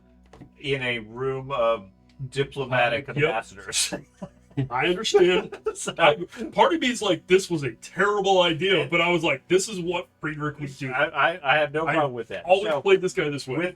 with the commotion somewhat settled down and everybody's attention on you, Toppenheimer hesitantly stands up as the next to speak. They step forward and pretty much ignore what you just spoke about, as well as all the problems in the north. Doesn't even mention the assassin at the wedding. She instead launches into a lengthy discussion of her secession issues and demands the council guarantee that grand provincial laws of inheritance will be respected. Okay. Give me a gossip check or a knowledge Reichland check for everybody here. Would Easy Warper and or magic work instead? challenging still? What's that? Challenging? Yeah. Fail. Oh wow, I rolled a 2. Yes, Heinrich is well aware of Toppenheimer politics. You've been following her for a long time. Yes. I'm actually Okay. By the way, real quick, my character has that turn on and off aura of fear because of his scars and everything that you can do. Okay. It's on. Okay. You've heard stories. Part of her rationale, part of her reasoning, Ben, is that Atelka Toppenheimer, rather recently and unexpectedly disinherited all 12 of her children Oh, and named her stepson as her heir. man, I could really be a descendant. Okay.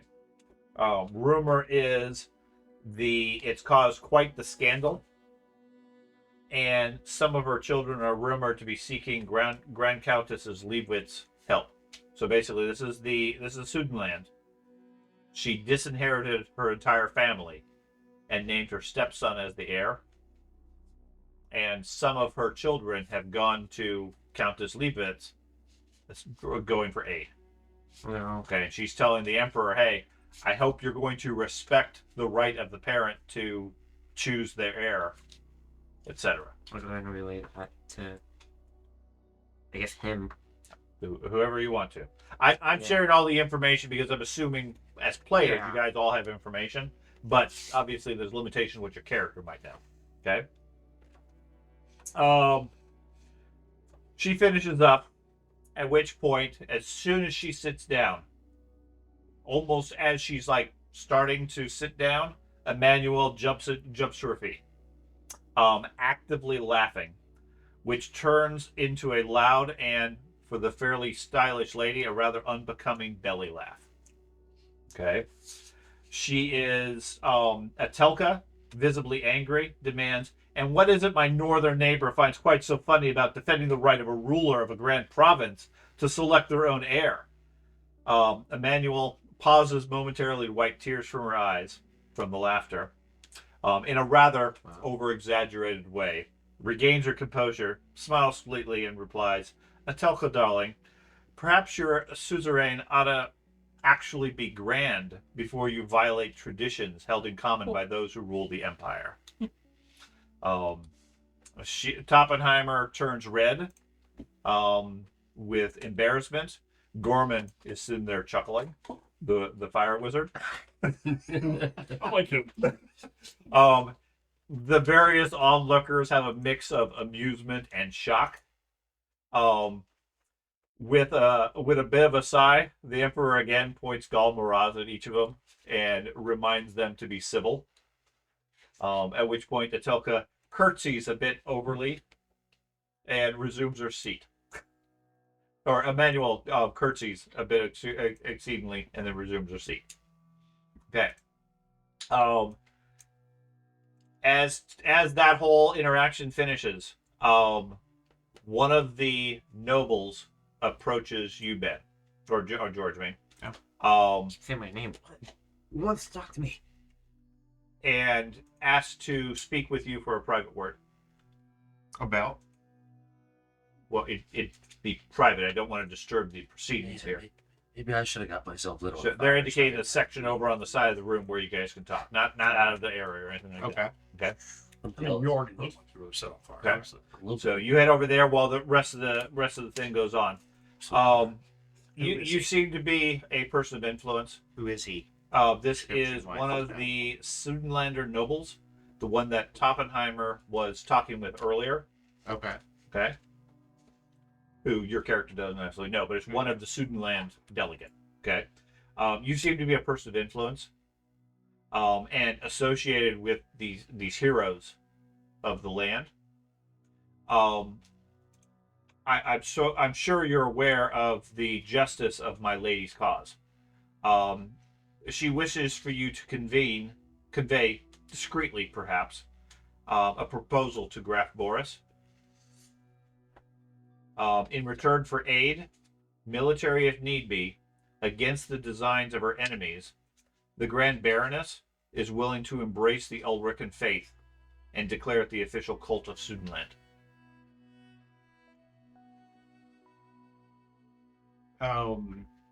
Will you convey such message?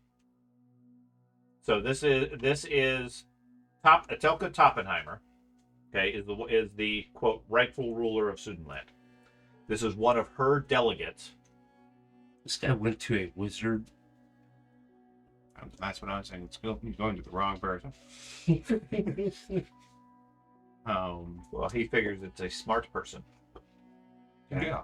And he knows you are related to the group that has been notable for their assistance maintaining the peace between Mindenheim and Altdorf. Okay? She's saying that they want to approach Graf Boris, and Sudenland is offering aid, if necessary military aid, against the designs of their enemies. In exchange, the Grand Baroness is willing to become Ulrican and declare it the official religion of Sudenland. In other words, Middenheim and all Ulrich would now control 2 territories. And In exchange for military power from Middenheim. why would I make this proposal when the main goal right now is to stop war? Well, military would only be if You're- necessary. You're proposing joining militaries against any actions when there's currently a big debate of a civil war. Why would this be prudent for right now? Well, if not, then the Sudenland is in danger. You've heard the words of Emmanuel of Leibwitz. Well, if she's a powerful ruler enough, she should be able to stake her claim well enough. Very well. I appreciate your concerns. What? I will convey your message back to my lady. Okay. As a group, you guys shift another point towards Sigmar. Oh. Okay. I don't disagree with your answer. Mhm. From your standpoint, absolutely. Okay? Yeah. Upstairs. The 3 of you. Darn role playing. Why are we doing this game? Upstairs. You see Quintus over on the side. He is apparently arguing with a halfling, one of the servants, who is complaining. He says, I'm so sorry, sir. I just asked for a doggy bag for the food. And the halfling is responding quite loudly. How dare you give my cooking to a dog? Getting very offended by Quintus. Is this the same halfling that was cooking for the parade? No. Okay. They look alike, but Yeah. they're short. I'll Okay. walk up and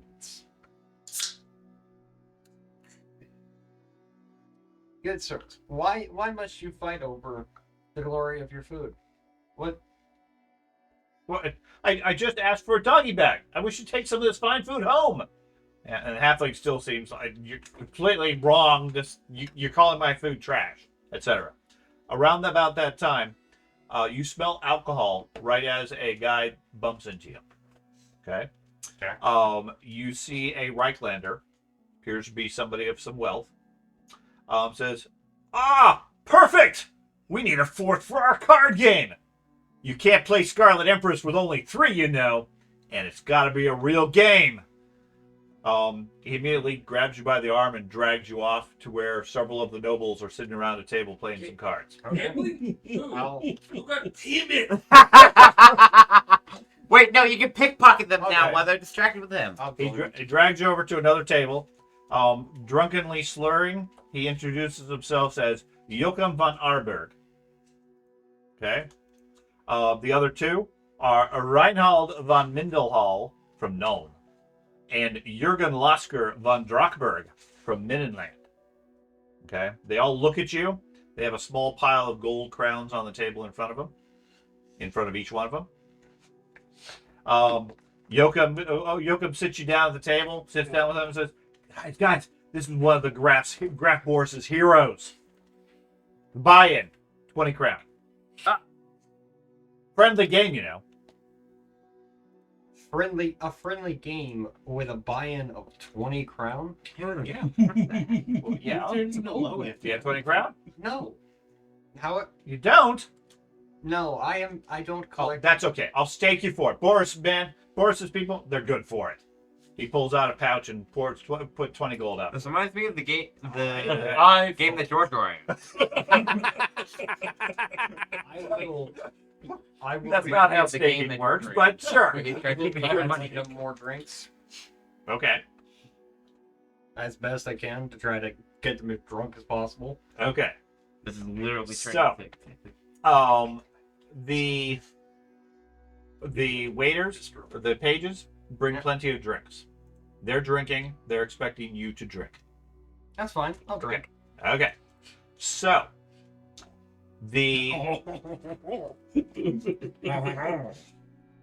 there are, the game is played with a series of opposed gambling checks. He's the consume alcohol. Okay. Yeah.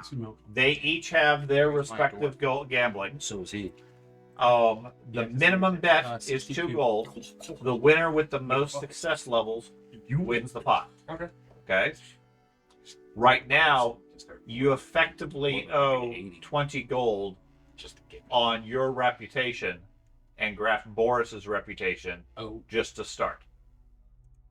Okay. So, yes, they've given you 20 gold, but it's 20 gold of Graf Boris's. Yeah. And failure to pay reflects on his house under your name. Okay. Okay. So So it's not just that is you the can throw the money away. is the initial ante 20 gold, or Yeah. is it you have 20 gold to spend on? You have to have 20 gold to play. Okay. Okay. You can bet as much as you want on a given round. Effectively, you define what the pot is each round. Yep. Minimum is 2 gold. Okay. You're playing against 3 other players with their own gambling skills. Highest success level wins. Okay. Okay. They're In between each round, there's a consume alcohol, which gives you a progressive drunkenness penalty. and themselves as well. Oh yeah, they'll be drinking. Then Wouldn't be a game of Scarlet Empress without drinking. okay. And see if I can help him cheat. I'm fine with this section. You gonna like Andy helped you? I'll pay 2 gold. Okay, so you're gonna start off with 2 gold. Yep. Okay. So first round, you roll.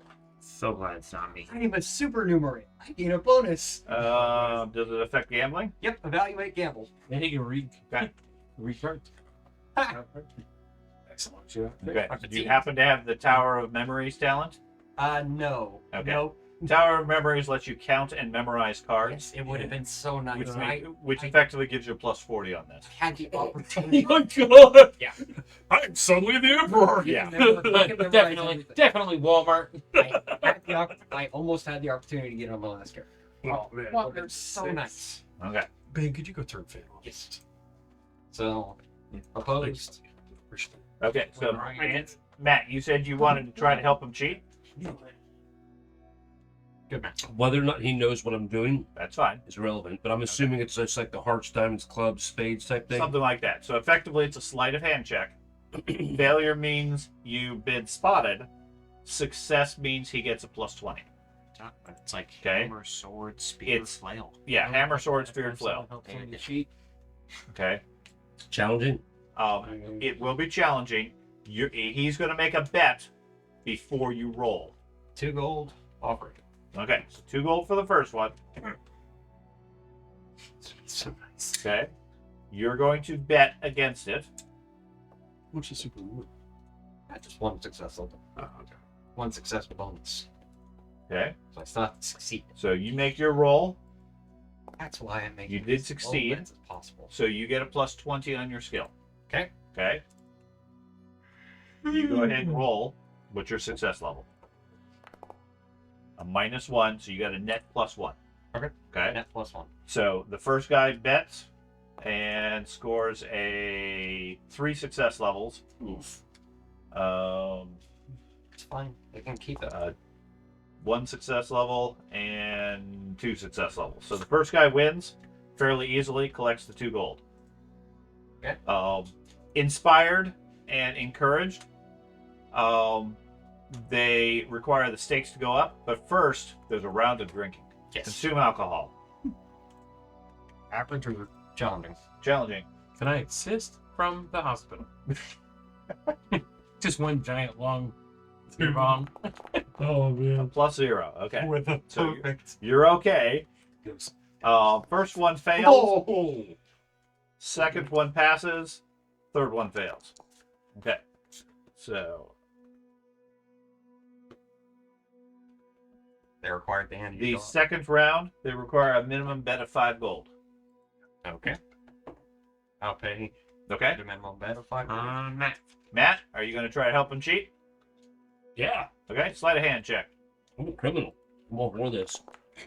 Okay. Oh my god, why? So, the hand gets started. But go ahead and make your roll to see who would have Puts it in won. the wrong pocket. So you want challenging or It's average? still challenging. You have I no could choose no to re-roll benefits. it, but no. So you got a -4. One. I like to reverse the roll, unless they're all retarded. Failed. Last Oh, one well. wins with like a royal flush Yeah. Jeez. for the Scarlet Emperor. Okay. They score the 5. In the process, however, Matt like slips you a card, very obviously. The It's a roofie card. No, move that one out. This one. There you go. The I can see. Drakberg stands up, slaps you across the face, calls you a cheat, says, "After the break, a duel." That's gonna end terribly. Oh, Okay. no.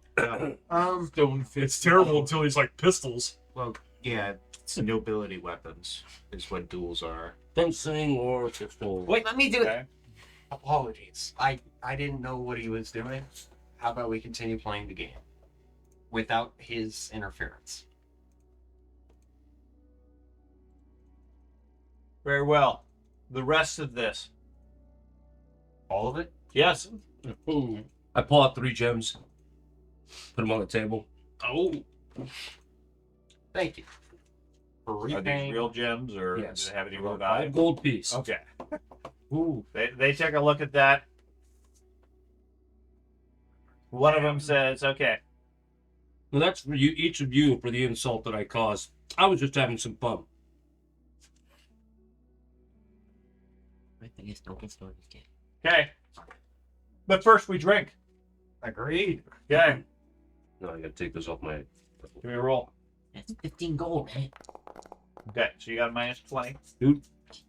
I still have. Yeah. Okay. Sigmar will bless me. Okay. It will protect me. The first one gets progressively drunker. Second one gets a little drunk, and the last one gets progressively drunker. Okay, so Drakenberg is the one that is the last one. He is very drunk at this point. You are slightly drunk.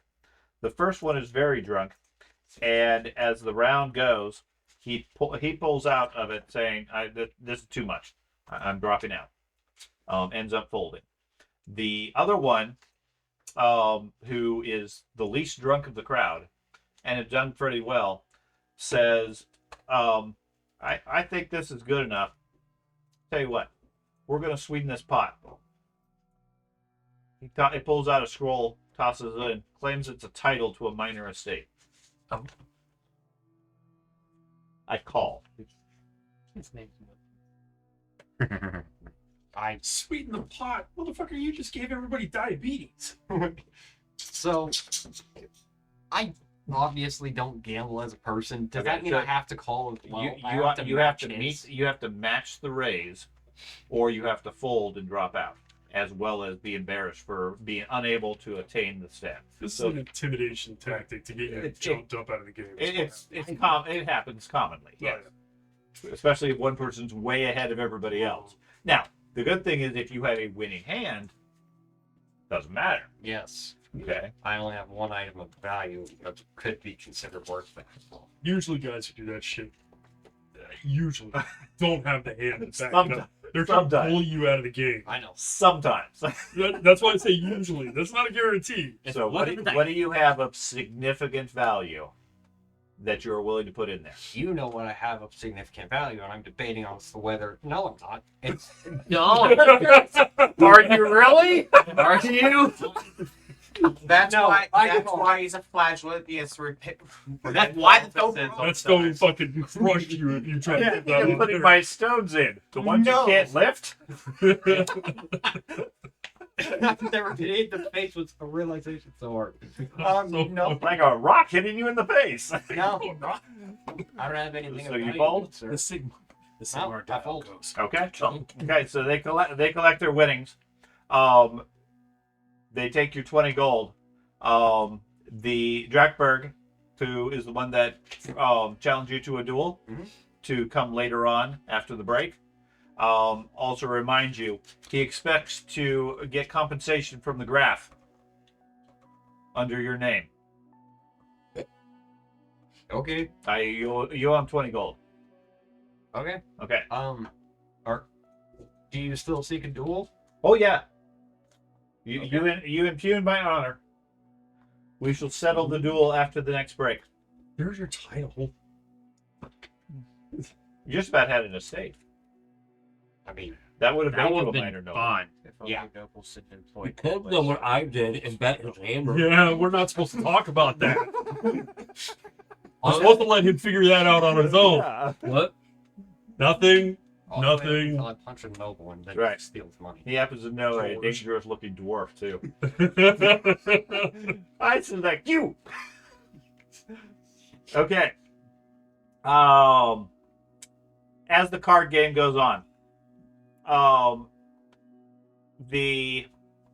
Ben, you're otherwise distracted. The elf's cheating. He's playing. One of von Bildhoven's aides. That was the original one that was speaking.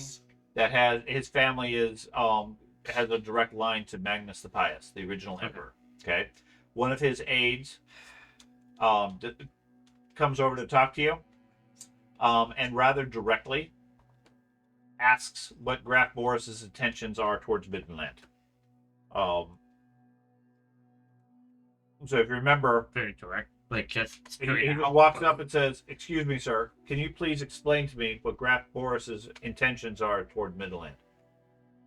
If you remember, the original part is Bildhoven was talking about how we need to respect borders and so forth, and they've had a long-running feud with Graf Boris over the rulership of Midland, which is your homeland,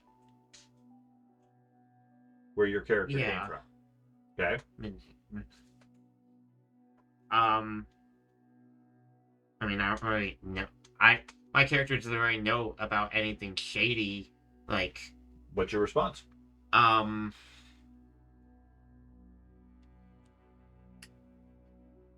he seeks the, I guess, prosperity of Middenheim and the North. He does not wish to see bloodshed seep. I have terrible words.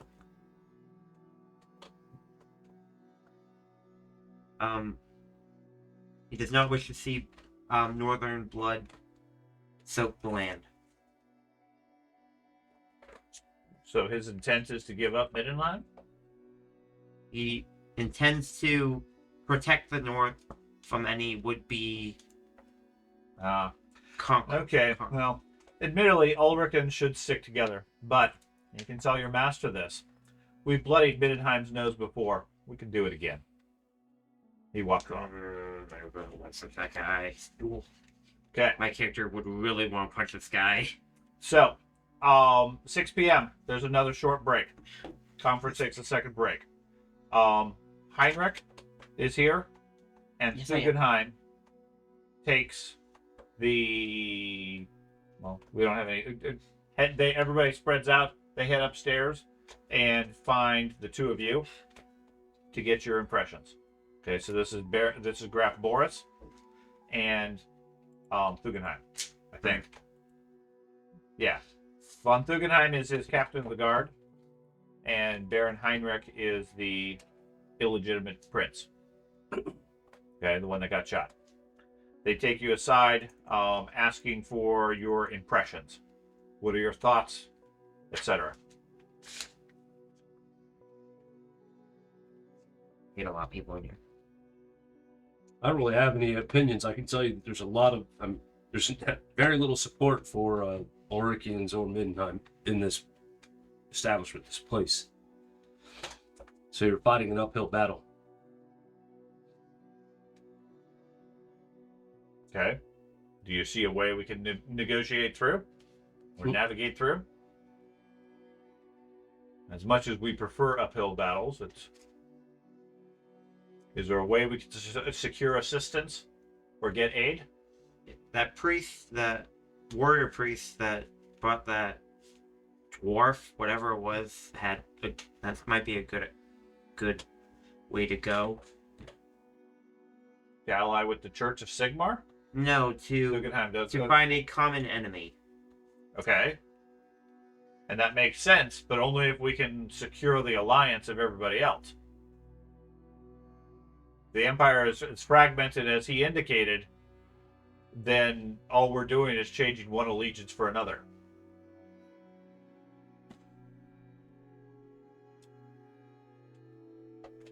Every idea or everything I can propose, just from what I've heard here and what I can see, would fracture you humans even worse. Okay. So perhaps the more practical view of the lawman here. Yeah, I forgot my law, man. Yeah. Do you have any suggestions on what they could do to either strengthen their case or find allies amongst the group? Really don't value your opinion. I don't have one. I mean, so far, none of this. He's all antagonistic to him, too.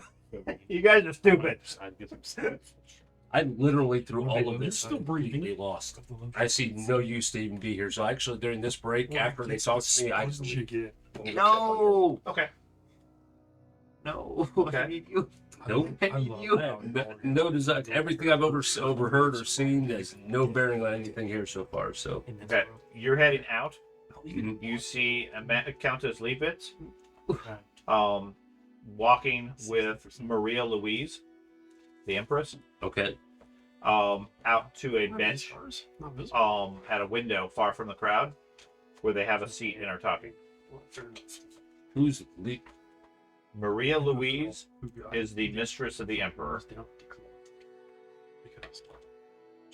the mother of his children, Yep, I got that one. and Leibitz is the one that you followed to her house. Okay. Emmanuel Leibitz, the one of Null. She had a skin grabs. Okay. Then I will be approaching them. So, Okay. You're going to try to eavesdrop on them? Fuck.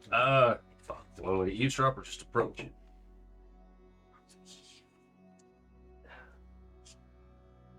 It really wouldn't be socially acceptable to just for you to approach them. You're, I Buddy. mean, as much as you're an elf, you're not really noble. Oh, I'm still brass. I will attempt to eavesdrop. Okay. Give me a perception roll or stealth urban. You knew that breed. There was a talent or something that'll let you do that. That's my favorite. That's one time. The skin. I did with my other version of this character. Not this one. Missing. No, it's hearing based. That's why I asked. Challenging? No, I still they grew back. That's still with my penalty of 4. Okay.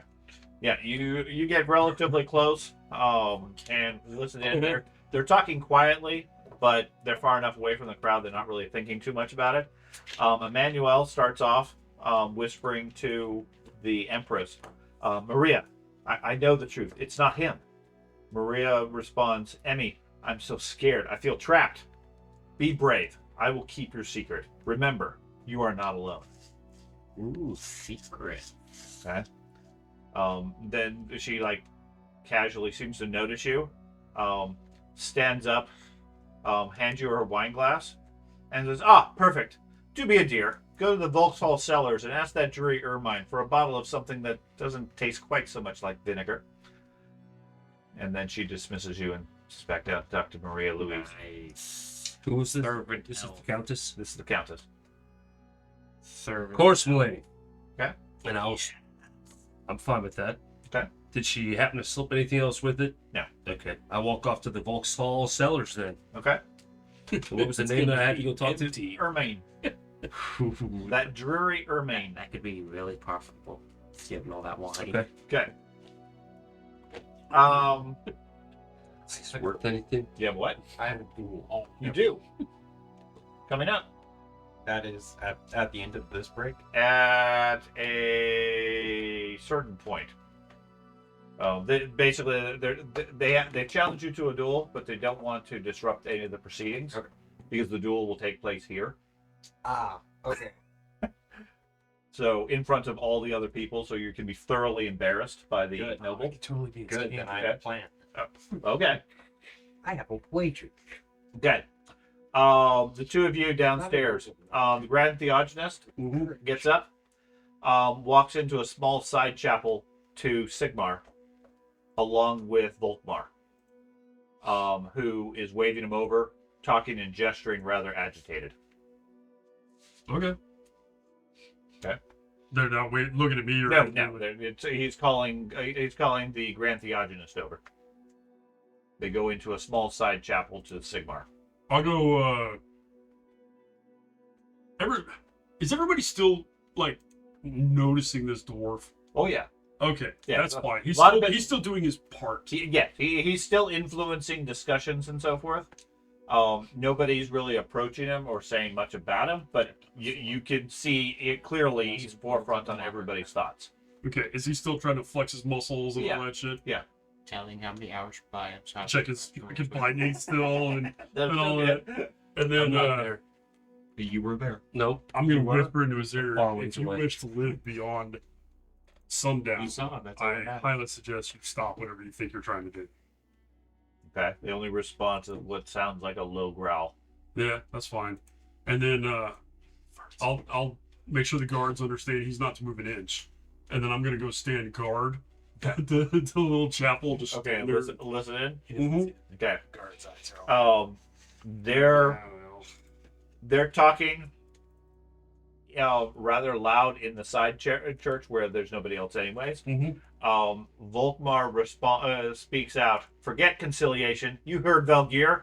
You must demand an end to the attacks and that they renounce the heresy once and for all. Yori responds, I know, but there's other considerations. To ruin with them and that fool. Our duty is to Sigmar alone.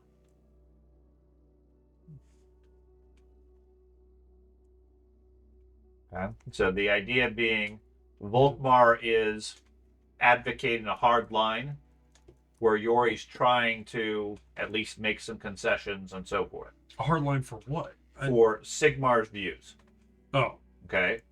Volkmar saying you have to demand an end to the attacks from Middenheim mm-hmm.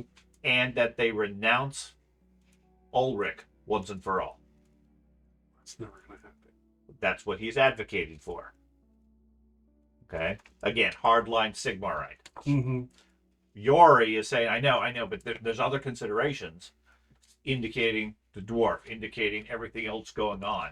You can't just flip a switch and suddenly give up on a religion. Yeah, Type thing. but he's opening that door is open to him, He's not Which- shutting it down. which implies he's not as loyal to his faith as the Sigmarite is. Okay. Interesting. Okay. Okay, I'll just stand there and wait for them to come out and let them know that I know. You know. Yeah, exactly. Who's Volkmar talking to? Yori, Yori. Grand Theogenist. Those are the two head priests of Sigmar. Okay. And Volkmar's new. No. No, neither are new. No, Ulrich is new. Oh yeah, all Ulrich. is new. Okay, yeah. Okay, so Volkmar is Sigmar, and Grand Theogenist is Sigmar. right, and Ulrich, or what's his name? Our Ulrich. Ulrich. Is Yeah. Ulrich's side. Yeah. He is new. He took over from his brother, I think it was. Right, and he's the one who's kind of capitulating a little bit, like, well, No, they're both these Sigmar. are both Sigmarites. oh, The Grand I- Theogenist, the High Priest, is saying we have to moderate this. His lieutenant, Volkmar, is saying we got to be strong Sigmarites. We got to force them to renounce their faith. okay. My brain thought it was all Ulrich and the Grand Theogenist. Right, I understand. There's lots of names. Yeah, that's why I'm trying to so explain it. struggling That's with why all I'm the trying to names. explain it slowly for everybody. Okay, cool. And Volkmar's the one who's being the hardliner. Yes, Okay, the lieutenant is being the hardliner. where do I fall in the hierarchy in comparison to Volkmar? You're roughly equivalent to Volkmar, but on the military side of the religion. Okay, so We he's tech- the more theological side. Right. I'm the more militant side. Right. Technically, you don't actually hold a rank per se. You're a level 4 war priest, but there's other level 4 war priests that have more of a hierarchy as far as the organization. Sure. But you certainly have that station. Okay. Okay. Hmm. So you can't necessarily tell Volkmar what to do. Right. You can advise him, and you can advise the Grand Theogenist, which is what you're doing. But you haven't been in the court for a lengthy period Oh, yeah, of time. yeah. I'm not a politician. You're a field warrior. Yeah. Okay. Okay. Fair enough. Okay. So when Volkmar comes out, Mhm. I'm gonna like grab his robe or something or his elbow and be like, "We need to have a talk." Okay. So Speak. I'll look around. Is anybody within earshot? Really? Depends. I mean, if you don't want anybody nearby, nobody specifically looks like they're paying attention. Okay. You know that I'm a man of action. That I would rather be smashing skulls than be amongst you politicians. Your stance in this is, while admirable, the wrong approach. And you know this. What is your angle here? My stance is to uphold the edicts of Sigmar. Anything else would be heresy. The flagellant up there, who carries around a holy relic, has more diplomacy in him than you do in this situation. Why is that? Sigmar doesn't demand diplomacy. It demands strength, honor, and duty. Did Sigmar not unite the kingdoms into Yes, one? under his might. And you think that this is the time to use might to get where we need to go? This is the time to remove those who would fight against the Emperor. Okay. Who's the Empire's enemies right now? Anybody who would see the Empire broken apart. Sure, let's just name a few. So we have Middenheim, Nordland. Okay. Let's go beyond that. We have the ruinous powers. Sure. We have the greenskins. Yes. We have the beastmen. Mhm. We have the skaven. And I'll just start listing off all the Non-human groups. non-human Sure. slash Yeah, elf. the common right, traditional. the common, and then go. So we have the whole world against us, plus the ruinous powers, and you want to start a fight with Middenheim, a fight that your skinny ass isn't going to fight. No, they already started the fight. I want to secure Empire power so that we can deal with those threats. We can't fight them. We can't fight them if we're not united. But that's what I'm trying to get us united. As a, Ulrichans won't speak. You saw what they did in the church. maybe because you talk out of the side of your mouth and they respect force. Which They is why we wish to meet them with force. No, you fail to understand the martial mind. There's a reason why I brought that piece of shit in here. Okay. And then that's the conversation I'm going to have. with you. That's fine. Right. I understand your stance. Uh-huh. He's, like I said, he's taking a hard line. Sigmar is right. And I Sigmar agree is with wrong. him. Sigmar is right. I fight in the name of Right. Sigmar. It's So- just His view is if you don't worship Sigmar, especially if you worship Ulrich, you are a heretic and you should renounce your faith. do the dwarves worship Sigmar? They don't have any problems with the dwarves. But that no. I'm asking you as a player. Do the dwarves? No, they have their own gods. So by his logic, and this is the kind of angle I'm going to go with it. By his logic, we should start a war with the dwarves. No, what he's saying is the Empire is fragmented, as you pointed out. Yes. There are forces at play doing so. The only way the Empire can deal with them is to unite.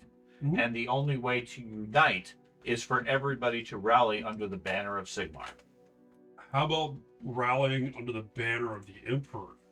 which is the banner of Sigmar. Sure, but it's also the banner of Ulrich and the banner of Shalia. But and the banner official, of but the official religion is Sigmar.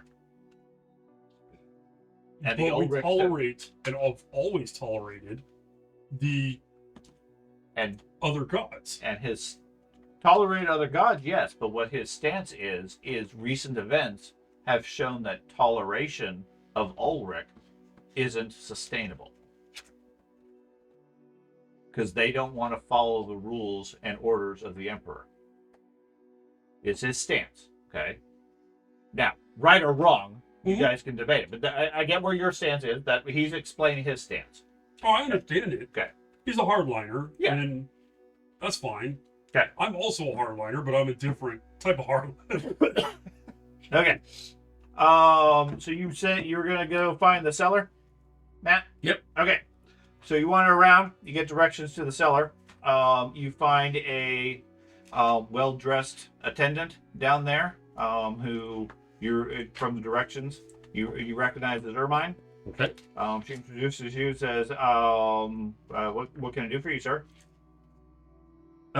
Countess Leibowitz sent me down here for a refill of something better that's not the swill that they're serving at the gathering. Countess Leibowitz again. I am the steward of the cellars, not her slave. That wine is fine. Hey, don't take it out on me. I mean, as far as I'm concerned, you can piss in it and I can bring it back to her. Give me a charm test. I'll make that easy. Oh. Oh, I really want that to happen. No. Please. Just fire. It tastes like vinegar still. Oh my god. Charm, I'm all there. Is he a criminal? Please. I don't have any problems. No, not criminal. Oh, God damn it. Yeah. Okay. Yeah, she's not impressed by your suggestion and everything. She eventually says, "Fine. If you think that the Countess needs to be catered to, feel free to pick a bottle yourself." Not a problem. Okay. So you look around, you see many bottles of wine. I need a consume alcohol to judge your ability to judge a proper bottle. Can I Okay. evaluate? Okay. Let's find one of those you. I'm looking Now for something that has text in Elvish. Okay, so the question is, are you trying to find a good quality wine, or based on your phrasing, you're trying to find the lowest quality wine? I'm trying to find the best quality Elven wine. That's fine. That's fine. Okay, so you're trying to find good wine. Yes. Okay. Challenging what? Yeah, challenging. God bless it. Being fatigued is fantastic, y'all. Can't really pick one. Okay, so you select a bottle. You think this is a pretty good one, and then you take it. Do we have the same consume alcohol still? 50? Yeah. It's my door. Mine's raw tokens. Same to me. No breaks. Nah, I just want to start smoking. Okay. The bell rings as you're heading back up with the wine, calling everybody back from the latest break. As you're heading back in, one of the Reichsguard stops you. Okay. Okay. Introduces himself as Captain Jürgen von Ostbrunn zu Kasarak. Asks for a word with you momentarily. Okay. He explains he heard you had been involved in the Bogenhaven affair, It's so Yeah. big. and had earlier passed through Altdorf. Perhaps you can help me. Around the time I heard you had passed through the city, my cousin, Jorg von Ostbrunn, was murdered while enjoying a night out with his friend, Jacob von Katzenreek. More names. It was a terrible blow to our family, and I've sworn to bring his killers to justice. Would you happen to have heard or seen anything that night that could have been of help? So you're gonna have to remind me what part of the story this is. Okay. Oh, was that the two that were following us? Really? So he's referencing events way back in Yes, Bogenhaven, which is like 4 years I'm trying ago. to get an idea of the Right. timeline of it and stuff. Okay. It's So if you remember, you guys went in Bogenhaven, and before that, you guys went through Altdorf when you were first originally starting the campaign. Okay. What he's saying is, in all of the city of Altdorf, when you pass through, his cousin was murdered at night while he was out with a friend. Okay. He's sworn to bring the killers to justice, and he's trying to find out if anything. Well, from what he was saying, it's from we were at Bogenhofen, we came to Altdorf. He's referring to the first time when you passed through Altdorf on your way to Bogenhaven. Okay. Okay. At that point, okay, How could you remember this? it's obvious As a person. with your perception that he's both sincere and he You weren't in the campaign. Yeah, I don't know if you were at that first part. This is where we initially found the purple hen's existence. Right. So do you remember anything along those lines that matches? And I know it's been years. There was Literally been 4 years. His name well, I was mean, there was the two dudes that supposedly got shot by that witch hunter that then got ripped apart, but Okay. nothing that signifies that there. There's no way I can I mean, there wasn't anything on them. There saying- was no names per se. Yeah, so. So I mean, you gonna relay that to him or No. I'm gonna say no. no? You have no info. Well, Okay, that's fine. So he Boondocks appreciates that. bad. Like I said, he just heard you guys were there. Since you are a wizard of note, perhaps you had encountered him. He doesn't have any more information than Black that. sails. Okay. How much I why haven't did heard it stretch on that? Okay. Those two. Yeah, it's a full city of stuff. And Yeah. so, I mean, Altdorf's a small town, so everybody knows everybody. So, okay. So as everybody takes their seat, Yori rises to speak again. Okay. His tone seems to have become harder as far as the overall approach, the feedback from Volkmar and so forth. In no uncertain terms, he argues that unity can only be achieved with a strong emperor under the guidance of Sigmar, and he's now advocating for the council to denounce heresy of Ulrich, okay, or anybody that would say things against Sigmar, okay, and claim that make those crimes, okay. It's the ADL. It's fairly obvious from the two of you. Those of you up above, give me a perception roll. By the way, can I amend what I was looking for instead of Elvin? When there is it Rotford that got burned to the ground? It used to be the Yes. winery. Yeah. That's what I would have looked for. Is Sure. wine from Rotford. Sure. You find what you think is from that. Okay. It's getting chaos ensuing from it. It blows. One of the last finals. You pick it up in here smooth. Oh yeah, the one that got destroyed. You guys give me a perception check? Yeah. Okay. Okay. So you guys observe a couple of Nothing. things. One, Ulrich is almost shaking in his seat. Clearly loathes Guggenheim. York? Yeah. Yeah. Okay. Gorman, who was drumming his fingers mainly out of boredom, seems rather surprised and is smiling as if he's amused by Ulrich's anger. Okay. It's a perfect combination. Upstairs, you're distracted for most of the events as Drakberg is now ready to, or they're clearing out a section of the gallery up above for the duel. Ooh, Okay. I see this. The various groups are putting side bets. Most of the odds are favoring Drakberg. Okay. The duel is to first blood. It's considered bad form to maim or kill one's opponent. I'm just gonna lightly zap him with my war flail. Okay. What are the weapons? You don't have any weapons. Yeah, I don't. No, what's the Okay. circumstances for it? Because I might want to bet too. You may want to bet too. Yeah. Okay. They have daggers. Or no, we'll go with rapiers. That'd be more appropriate. Here. Okay. I will bet a gold. No skill rapiers. One of his Daggers. one of his assistants hands over Really his basic dagger. rapier. He waves it around fairly confidently. And they offer one to you. I've only ever been offered I'll- a flail. I'll bet a gold and 5 silver on. Everything's So the supposed to be current basic. odds are 3-1. I don't use. So if you bet 1 I don't gold, have that either.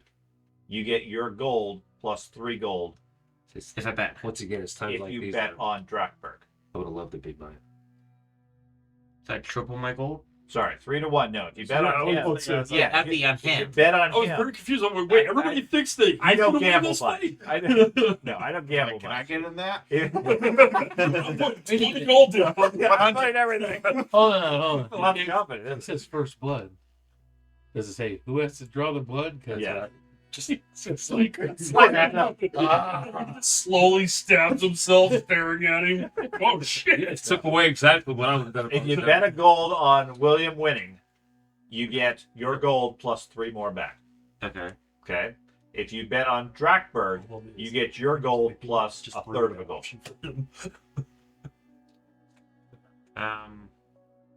Drakberg. Can I bet on myself? You can. It's kind of bad form. Okay. Not. I'm betting on Drakberg. The golden half. Okay. So, make it all Now- difficult. Wait a minute. go third, so you get third. Most of Yeah. you know, you probably wouldn't give your character background, but you're fairly informed as people are like coming to assist you, and they're not taking off your cloak because you don't really wear anything. But giving you the thing. Not only is it bad form to maim or kill one's opponent, if he is killed, his family will demand compensation. It's first blood. First blood. It's a fight with real weapons. Yes. From his And karate. I have to draw blood? Or Yes. is it first six? first round. It is Exactly. basically what you do is you both make an attack. The highest success level, or you roll initiative, you make your attack. The other person's going to parry, etc. If you get a critical, you could maim or kill. 14. Okay. Copper. If you Okay, fumble, yeah, you may do worse. And Fucking that would be hilarious. You fumble and kill the guy by accident. Rapiers also have double the chance to get criticals, by the way. Oh, Okay. fantastic. The- Do it. I'm Do assuming it. you're trained in rapiers. No. So you're not trained in rapiers, so you don't have that. so Right. Because you don't get the qualities. Right. But he gets double the chance for criticals. Right. Oh, So if your whoever- family is going to demand compensation, he's not too concerned so about it's that. whoever hits first. What are you, a copper? Okay. It's whoever hits first. Here's a gold. He Yeah. just flakes it. Ching, ting, ting. Okay. Okay. Now you may optionally It's not- spend a fortune point in this case to on a successful roll or one that fails by 0 to 2 success levels to avoid a critical wound. I don't have Okay. any. Yeah. But not on a roll that fails by 3 or more. Can I? So I haven't used a rapier ever. Yep. I don't You suppose can tell real quick. they are With a not. pointy end and a handle. Yeah. They're not serrated along the edge. Are they? Correct. Can I use it as a Just blunt say weapon? Rapiers are not. It's right on the end. It's only. It's Alright, only on yeah. the No, I was thinking saber. My bad. Can I use it as a blunt weapon by swapping the end I'm holding? Rapiers all Hold have- the blade in him with a They're hand. No. really thin blades. They're very thin blades. They're not serrated. right. Well, Oh, no, so they're wait, right there. They I are. was thinking edged. Yeah. There's one right there. Yeah. They are sharp on the side. Yeah. okay, Okay. that's what I was asking. Right. I just But didn't no, have you it. can't use it as a cudgel or anything else. I mean, you could. If it's got a basket like that, You- probably. well, you could. I mean, part of the I mean, fight. A is noble you- sword. Okay. A noble rapier. Yeah. Yeah, that's true. There's fingerprints all over that motherfucker now. Yeah. Whose is it? right now. Quick, somebody take it and stab somebody. Yeah. Yeah, get the blood to wash it off. Everybody likes the No. snake. He would be implicated because of the fingerprints. Now, Yeah. There you go. You can Now- wipe it off. I have the end. Don't Why slice can't I- He anybody. takes it down Like the a bar. shark. There's no OCD involved in this at all. Infighting is considered a dirty tactic, correct? Yes. Yeah. Specific. Yeah. Okay. If Here's that the was question. really you. That would Do you quickly wanna invalidate. Do you want to win? Infighting. Or do you want to step? Oh, wait. Infighting isn't. Infighting is dirty. Dirty fighting is- Dirty fighting. Is. Yeah, Dirty dirty fighting is cheating. literally dirty. Which I also have. Infighting is just getting within the guard of the Oh, no, person. If they've got a longer weapon, you don't take a penalty. I could just straight up charge him. You're getting into the guard. It's Well, it's a duel, so Yeah. there's no charge per se. You guys are basically standing next to each other. That would be fucking great. You're like 10 paces apart. He's like, "Roar!" You guys like, wait a minute. Ah! okay. Yeah, let's just do this. I don't have any way of avoiding this combat. Okay. So, did anybody want to place a bet? I did. Okay, write down what it is. I don't want to touch it now. I Can I- can't put it back up there. I'll just put in my note. All right. Use this to like. I will do it later. Oh, poor George. Is that your weapon or something? Yeah. Yeah, he bought it. Ah, I had the large one. Probably more. I Anyway. have another one. Okay, so you're betting how much? A gold and 5 silver. Okay, anybody else want Not to place a bet? Elf, you're here if you care to. Bastards. The other two are down. If I'm there, I would have stepped in, like offered my services. They're not looking for seconds. It doesn't have long enough hill to be a bastard. Okay. Now, So, Conan, we're gonna roll initiative. That's strength and Conan. Yeah, it is. Okay. It's literally Conan. Now, he was the one that was super drunk, right? Elf Conan. Oh, nobody's drunk anymore at this point. Oh, well, balls. well, they recovered quickly. The sober tonic. Like he wasn't ever. Right. They drank the sober Yeah, tonic. no shit. The fucking thing is like he was It's never it's combat, so it's challenge. as he took advantage. Yeah, Or- I rolled a or- 3. Wow. How you Never roll it? fucking That's get not how you roll it. Yeah. Then Correct. Yeah, Nobody would be that manipulative. Only you were rolling that to attack him. And Yeah. I actually might have won. Assuming you went first. there you go. That's also not how you roll initiative. Just roll a d10. Okay. I am not working. Similar to this weekend where you fought a pit fighter. Wonderful. Okay, so you get the first strike. He seems to almost be holding back a little bit. He says, "Oh, this guy can't do anything," as he sees you attempt to handle the rapier with two hands. Right through his eye. So he's not a heretic, right? He's not a heretic. But He's not a heretic or a Middenheimer. Are in The the Serenity series when Captain Do Mount's you need an idea of how it works on He fights train? a fencing. It's a minus 20. Oh, does it? Minus 20 with base weapons. His ass handed to him for a little Yep. while. Okay. And then there's Rob Roy. You guys ever seen I that? got furious. Yep, Assault. Suntail dice, by chance. Fantastic. Assault. Suntail dice? Yeah. But it's first to hit, so I have to hit regardless. Just fucking hacking into pieces out of rage. Brent and I. Okay, so you managed to fumble on your first strike. That happened. You fall on the rapier. He pauses for a moment to let you get the first attempt because he's sporting here, and you fumble, completely miss, Oh, hitting a random ally. Oh God, I hit someone in the crowd. It's me. You let Okay, go of the no, you let go of the rapier. You finally made it. I look. The elf has come running up saying, "What's going on? I got this bottle of wine." When suddenly you see him holding this pig sticker, he spins, tries to get all fancy, and smashes the bottle of wine. You son of a. The crowd is rather amused and laughs. Sad. Better than At hitting which someone in the point- crowd. He takes a step forward and takes a swipe at you. He rolls a 9, so he Oh my God, he Sean. gets 6 success levels. Oh, there's Backflip. can't win that, can I? No, I have to roll a crit. Okay. Well, You can do. No, even that. there's no way to win it. It's just a matter of how much damage you're gonna take. Just roll, then. And negative 90. Yeah. Your scar tissue allows it to. Okay. Thank God I'm the fighter in the group. So as the elf is yelling at you, you're distracted. He takes the opportunity and fairly easily runs you through with the blade. Oof. Now you're used to being run through with blades, so you don't really feel a lot of pain. But you do take what is It's it? a lot. A Dan. lot. Like, Well, just the base SL difference is that is 13 points, not counting the actual rapier damage. There's 30 hit points. Yeah, you're the toughest dude here. yeah, I'm not worried about that. So we'll say 18 minus toughness. Okay. 13. Gnarly. Right? There's a shot next to me available. Now the good news is he did not get a critical because it's either doubles or Doubles are 10 digits with rapier. okay. So don't have to worry about that. So, with that, can I grab the weapon? And I'm just going to try to scare him. For as badly as he got stabbed, Sure, I don't care. I'm going to grab the weapon and just try to scare the guy. To do what?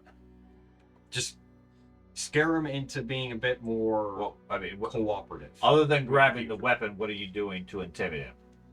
Because anybody that gets stabbed is probably going to grab at the weapon. So, oh my God, I just got stabbed. true. I suppose the only real thing is I pull myself closer and skewer myself on the weapon. Sure.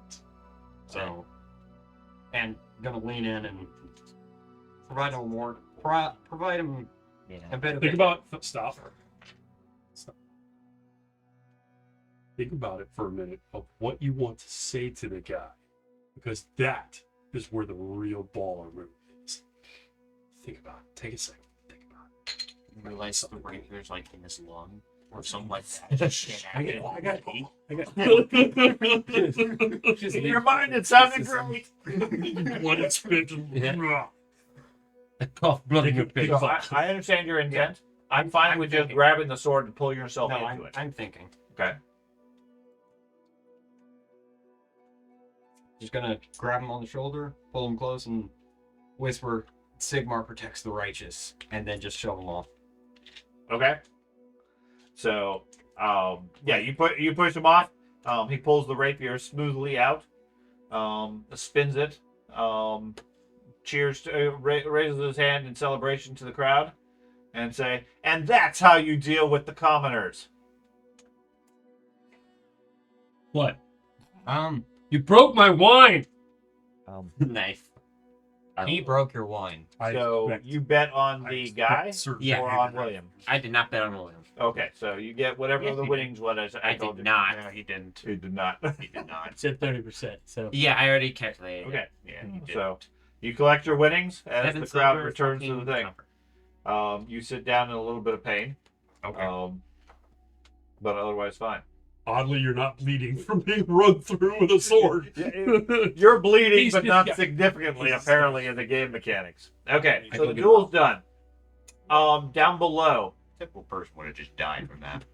Oh yeah, oh fuck. Yeah, dude, but that was- most people would have died. He's kind of impressed from the standpoint it didn't kill you because it literally went straight through your chest, yes. and you're able to talk to him still. that would Okay. have almost killed me. Would have killed me. That killed me. It did a little under half range. That was a Yeah, bit better than Fuck off. that was a bit better of a strike than I expected it to be. So, down below, Graf Boris stands up to speak. He doesn't speak diplomatically. He doesn't speak politely. Instead, he speaks rather bluntly. He denounces Nordland sedition. He denounces the attempts on his children. And while staring at the Emperor, the Imperial failure to restore order. Finishing quickly before there can be a response, he demands a vote of the Council to sanction an attack on Gausser and requests that a significant body of Altdorf State army troops be placed under his command as a sign of good faith, due to the slight that the Empire has given him. For once, Gorman shouts out, he's watching with quite a bit of interest, he says, "At last, somebody who can get down to business!" Didn't you say that last time? Okay. I like him. Yep. Okay. He's my kind of asshole. That causes various murmurs and discussions and so forth. Then the Emperor responds. He stands up. You can tell he's trying to avoid sounding imperial and commanding. He doesn't want his words to come across as an edict, but his choice of words are a little bit questionable. Okay. He comments about letting little things divide us, which sends Graf into it gets him enraged for being considered little. They have attacked my family. Graf Boris jumps up and calls out Karl Franz as an incompetent idiot. Losing his own temper, von Fielbrack grabs Gal Maraz and points it at the Graf, commanding him to civility or silence. Instead of obeying, Boris, who's already wound up and so forth, grabs his runefang and swings it at Gal Maraz to knock it out of the way. Oh yeah. Okay. Oh no. There's an immediate yell from everybody in the room. Okay, I mean you're a fair distance away, not right on top of them. As the Reichsguard, as well as the orders of Knight Panther, try to either get there or to stop them. Boris, however, is like a wild man and flies into a berserk rage, swinging his rune fang, and connects with the wildwood haft of the hammer. There's a loud crack and a blinding flash of light, and the hammer shatters into a dozen pieces. Yes, it does. Oh. Falls to the ground. Ike. Okay. Everybody stands there for a moment, staring at the shattered head. The Graf holding his rune fang, his mouth wide open in surprise. The Emperor just stares at the broken handle of his relic. The hammer's head in, 9 jagged fragments on the floor. Okay. I'm trying not to laugh, but put it on. There are screams of horror and angry shouts from the crowd. Amongst them, you hear Gorman's voice rise above all of them. "You stupid idiot!" as he starts echoing in the room. And he starts hurling curses at the electors with a solid glow of flame now coming from his hair. Yeah. Okay. Master. A couple of people in the room start saying, "Run, he's going to lose control." And people start to scatter in the room. We're all in the burn unit. Okay. Fire department.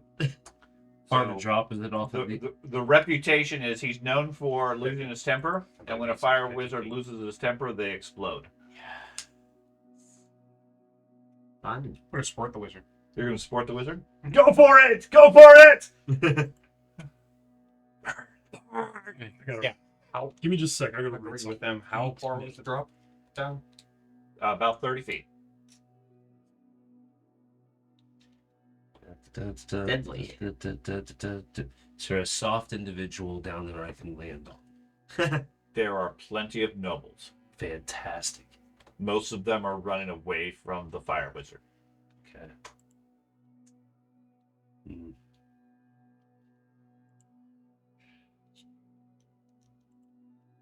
Nothing. Your hammer is no longer humming, by the way. Nothing to Oh land my. on. What's Maybe that? it wasn't Is fake. there anything to land on? Tables.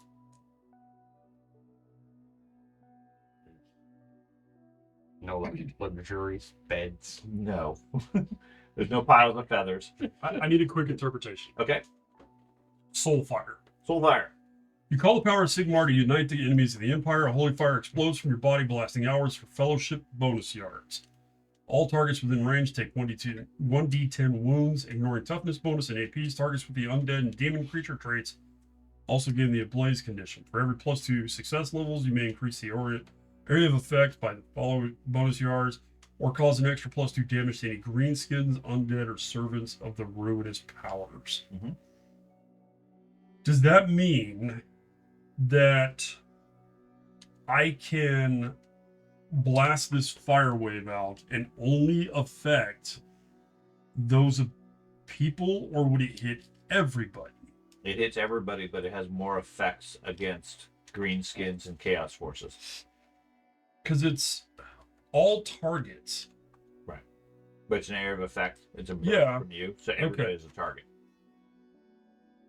Okay. So if he was around us in a fight and did that, he'd hit us. Mhm. That's interesting. That's balcony. The one time I've used it, I ran out away Yeah. from everybody Yeah. and used it. But so we've never tested the theory It's in, that it's in, would be a selective blast yeah, that goes it's out. not a selective blast. Okay. It specifically hits everybody. It's far worse for those who are corrupted. Be quite the effective room clear. Okay. Some- But the someone's idea down. the idea of that spell is you call upon the miracle when you're surrounded and about to die. Fair enough. Everybody Fair around enough. you is going to take the hit anyways. Mm. Okay. The stone on my rope. Tim, if I had that shit, I'd Stone start way down. The rope around my stone that I'm using to lift it. Dude, How much Okay, would really you say think is about around it that how I could? little has this could guy I ever lower gotten myself using the stone? No. Okay. That's I mean, it's a couple of feet in Very those. political war priest. yeah. So, I mean, you guys can certainly leap down if you want to get into the middle of it. That's the last thing I want to do. A fire wizard about to explode? Get Okay, me away so- from that. What are you guys doing? Seems like he's about to explode into flame everywhere. I'm gonna cry lament for the fallen relic at the top. Okay. Hold my ground. Second one he's seen. I yell out, Hey, Fire Wizard! What wine's your favorite? Okay. Trying to distract him from his anger. And what are the rest of you doing? You're You're urging him on. What is that? I'm not encouraging mine to like blow up and stuff like that.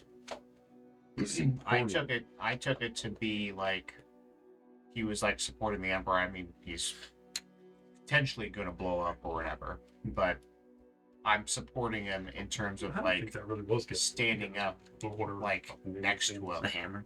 not to like egg him on to cast spells or anything like that. Exactly. But Okay. I'm gonna run up or try to make my way through the throng of people up to the Emperor's station, and I want to grab one of the shards and just like I want to examine the hammer. I don't give a fuck what else is going on around me, right? Okay. Space If I get nuked in the process, that Sigmar willed it. So I want to find out why that hammer broke, because if the hammer's fake, the Emperor's fake, everybody's suspicion is confirmed. And why the fuck is this fake Emperor up here? I'm not suspicious anymore. Yeah, neither am I, but I have to go through the investigative process because, yeah, that's where my mind's at in this. Everything else fades away for me. Okay. I only am concerned about that hammer now. As I indicated before, there was a definitive sense of power from the hammer before. Right, sure. Okay. To the level that you could feel it was a stronger artifact than the one you carry. Mm-hmm. Okay. His ability to detect magic validated it as well. So for our purposes, it was the real was item. real. And now it's been burst. Now it has been broken, which according to the rumors and legends is impossible.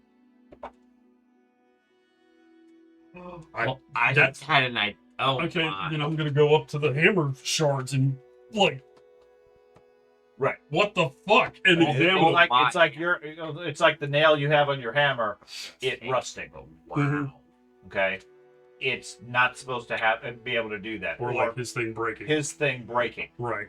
Something happened there, because this is a hammer that they've had in their possession for 2,500 years.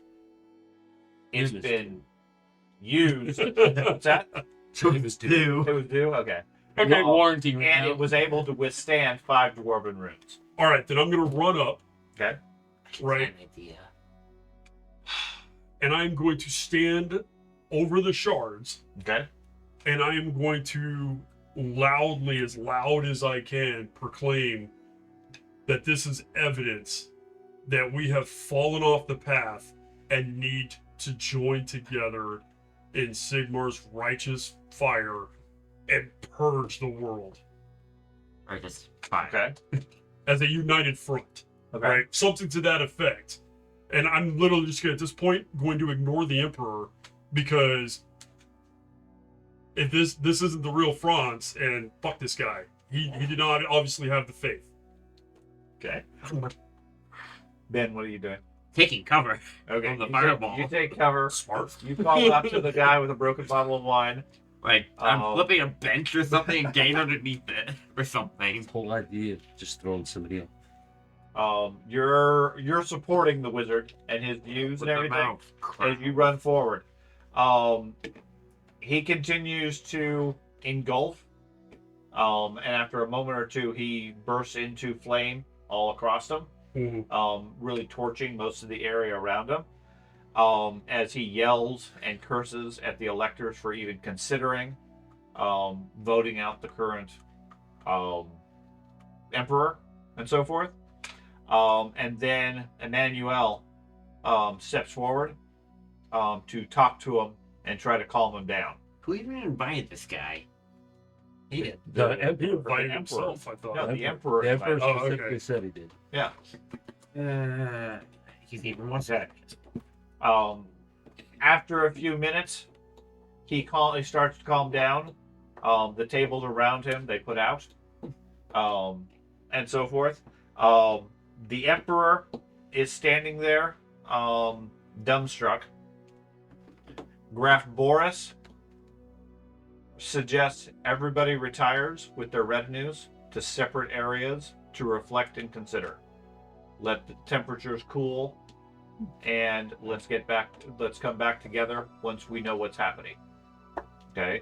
The Emperor seems like he's more in shock than anything else, and agrees to it. They separate into two different parties. The Graf goes with anybody from his retinue. The Emperor heads off with his group in private with his guards. Okay, they clear up the pieces and so forth, and take all of those. Who does? Okay. The Emperor's staff? The guards. Yeah. Okay. So, of you, the whole group, technically all of you are part of the Graf's, at least engagement, not necessarily his retinue. You're all eligible if you want to go speak with the Graf, or you can focus on the Sigmarite pieces. Okay, I'm as you focusing prefer. Focusing on the Sigmarines. Okay. I'm going to send the dwarf back. Okay. And, If you could see, he'd be like clapping right now. Peace. who? Dwarf's got a piece. That's right. Dwarf's mission is complete. I got a sliver. Was he still shaking like he was angry after the hammer broke? No. Yep, that's mine. Figured. Okay. So the two of you are going with the Graf, I assume? Yes. And what about you? Is the wizard An going idea. in the... The wizard, once he's been calmed down, is 100% being sure. led back to the college to avoid any further Meltdown. explosions. Okay. So no, In terms of like the pieces and stuff like that, the runes. I guess my question would be if it is real, because you can fake certain levels of magic and stuff. Because it would seem strange that just a random confrontation would cause this hammer to break compared to all the different stories. So that's what I would look at before they, I guess, scoop up the pieces. And then I'll probably head back to the college with the wizard. Okay. Yes, after it breaks, the winds of magic and the sense of magic from it, the artifact aspect, evaporates. It's gone. It's completely non-magical at that point. Okay. I was up there looking at the shards too. So, is there any way you could tell what type of magic this was? I have to judge it. Was it dwarven magic or was it human magic? So, on the mechanics for detecting magic artifacts and stuff, wizards and stuff can't see, like, they have a magic sword. I have to touch it, then I will know it's a magical thing. I have to physically touch it. And in that case, yes, I can tell approximately what type of magic it is. In this case, you could sense it at a distance, given its relative power. Okay. Okay. As soon as it breaks, that's gone. Okay. Yeah, so The even if he sense- touches it, it's inert metal at that point. That term. Yeah, and functionally, like I said, at a distance, when it was powered, you can detect it. It was dwarven magic. Everything matches with what your expectation would have been. Okay. Okay. Nice. I'm gonna flag the elf down before they take off with it. Okay. Right. What? You know wood. So Wood. He practices with wood. is that all the the time. proper type of wood that's supposed to be at this for this handle?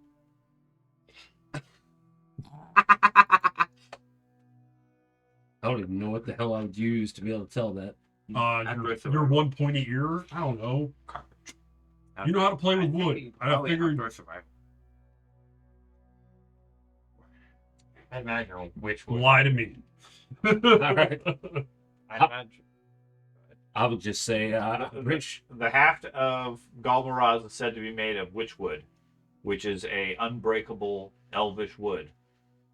and everything shattered, like a not just the staff? head. Just the handle broke in a single place. Wait, like a staff? Carved from the Huh? carved from the oak. Cool. Then I'll just check that out and see if I can tell whether or not it's witch wood. It looks like a black wood. Yep. This is I think this is what it was made of. I have a solution to this debate. You break it. If it breaks, it's not. I'd rather not be. I really don't even want to touch it. Yeah, I mean, you look at it for a moment or two before the guards like Oh, scoop up the I thought pieces. it was empty. No, they're not leaving the stuff here. So I mean, they have the symbol of the empire shattered here at their feet.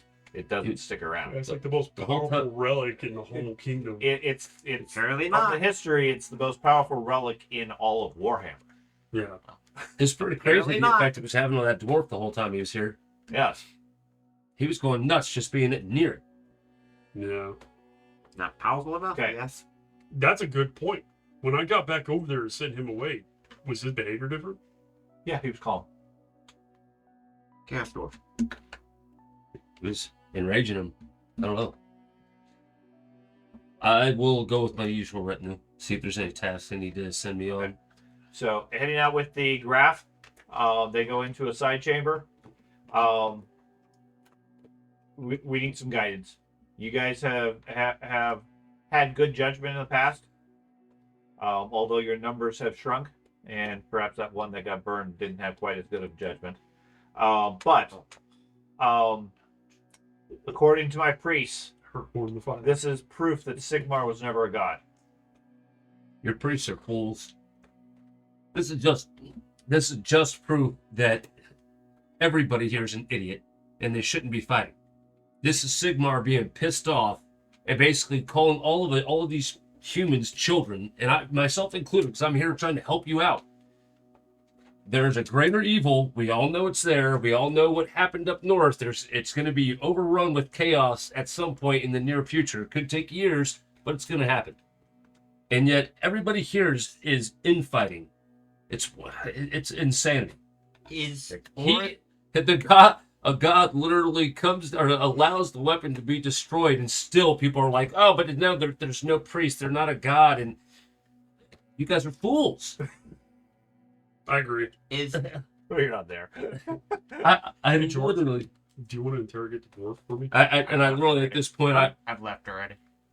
I would He say went back with the other three. I feel like nobody here is listening to us. We've all basically done all we can to try to keep you fools from continuing to fight and kill all of humanity off. Well, all you need to do is somebody step forward and be righteous. Be righteous to the people of these lands. which is because what we demanded. No, you're not. You're trying to use Ulrich and Sigmar, and Ulrich and Sigmar. If you really want to get something done, get your freaking priests the hell out of the equation, because both of them are fools, whether it's the Sigmarite or the Ulrichian. Get it to where it's man talking to man, because that's what matters. That's where we're gonna go. The destruction of the hammer that was literally blessed by the Ulrichian, by Ulrich. He carried it, right? I don't know. The original legend was it was a hammer that was blessed by Ulrich in order to have its power. It was effectively divinely blessed by both Sigmar and Ulrich. And I would say that. And literally, Ulrich and Sigmar are pissed at all of you because this thing that was blessed by both of them is shattered. Because they don't support this at all. They're trying to break everybody out of the stupidity that they're stuck in. Get your priests out of the way. They don't know what the hell they're doing because all they're doing is seeding chaos. Get it to where it's people talking to people. Get it to where you guys can understand that what matters right now is the unity of your nations.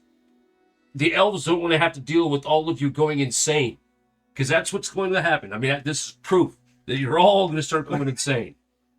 Well, sadly, I think we may be beyond talk, but we'll see.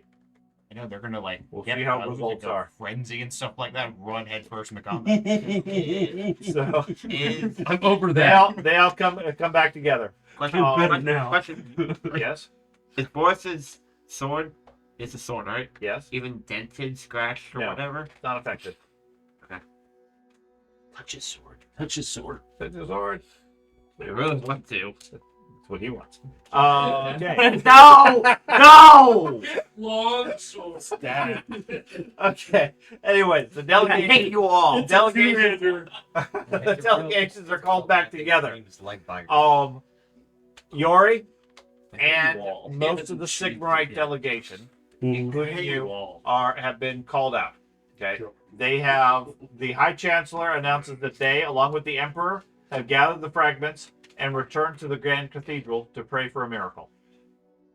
Okay, Graf Boris responds, "We're returning to Middenheim," Oh yay! and turns to his group and says, "Come with me." They start heading out. Okay, so end result is the Sigmarites are feeling that Sigmar has abandoned them, etc., per your statement. The Middenheimers are done negotiating. They're returning to their place with Ulrich. And the likely next step is war's probably going to happen. At least that's the general population consensus. As you guys are starting to head out, he pauses you as you're heading out with the guy, Fastbinder, Quintus Fastbinder. Okay, one of the he was one from the Middenheim delegation, I believe. Okay. He was the historian that was along just from curiosity standpoint. He was from the Sigmarite. He might have been from Sigmar. Okay, This guy.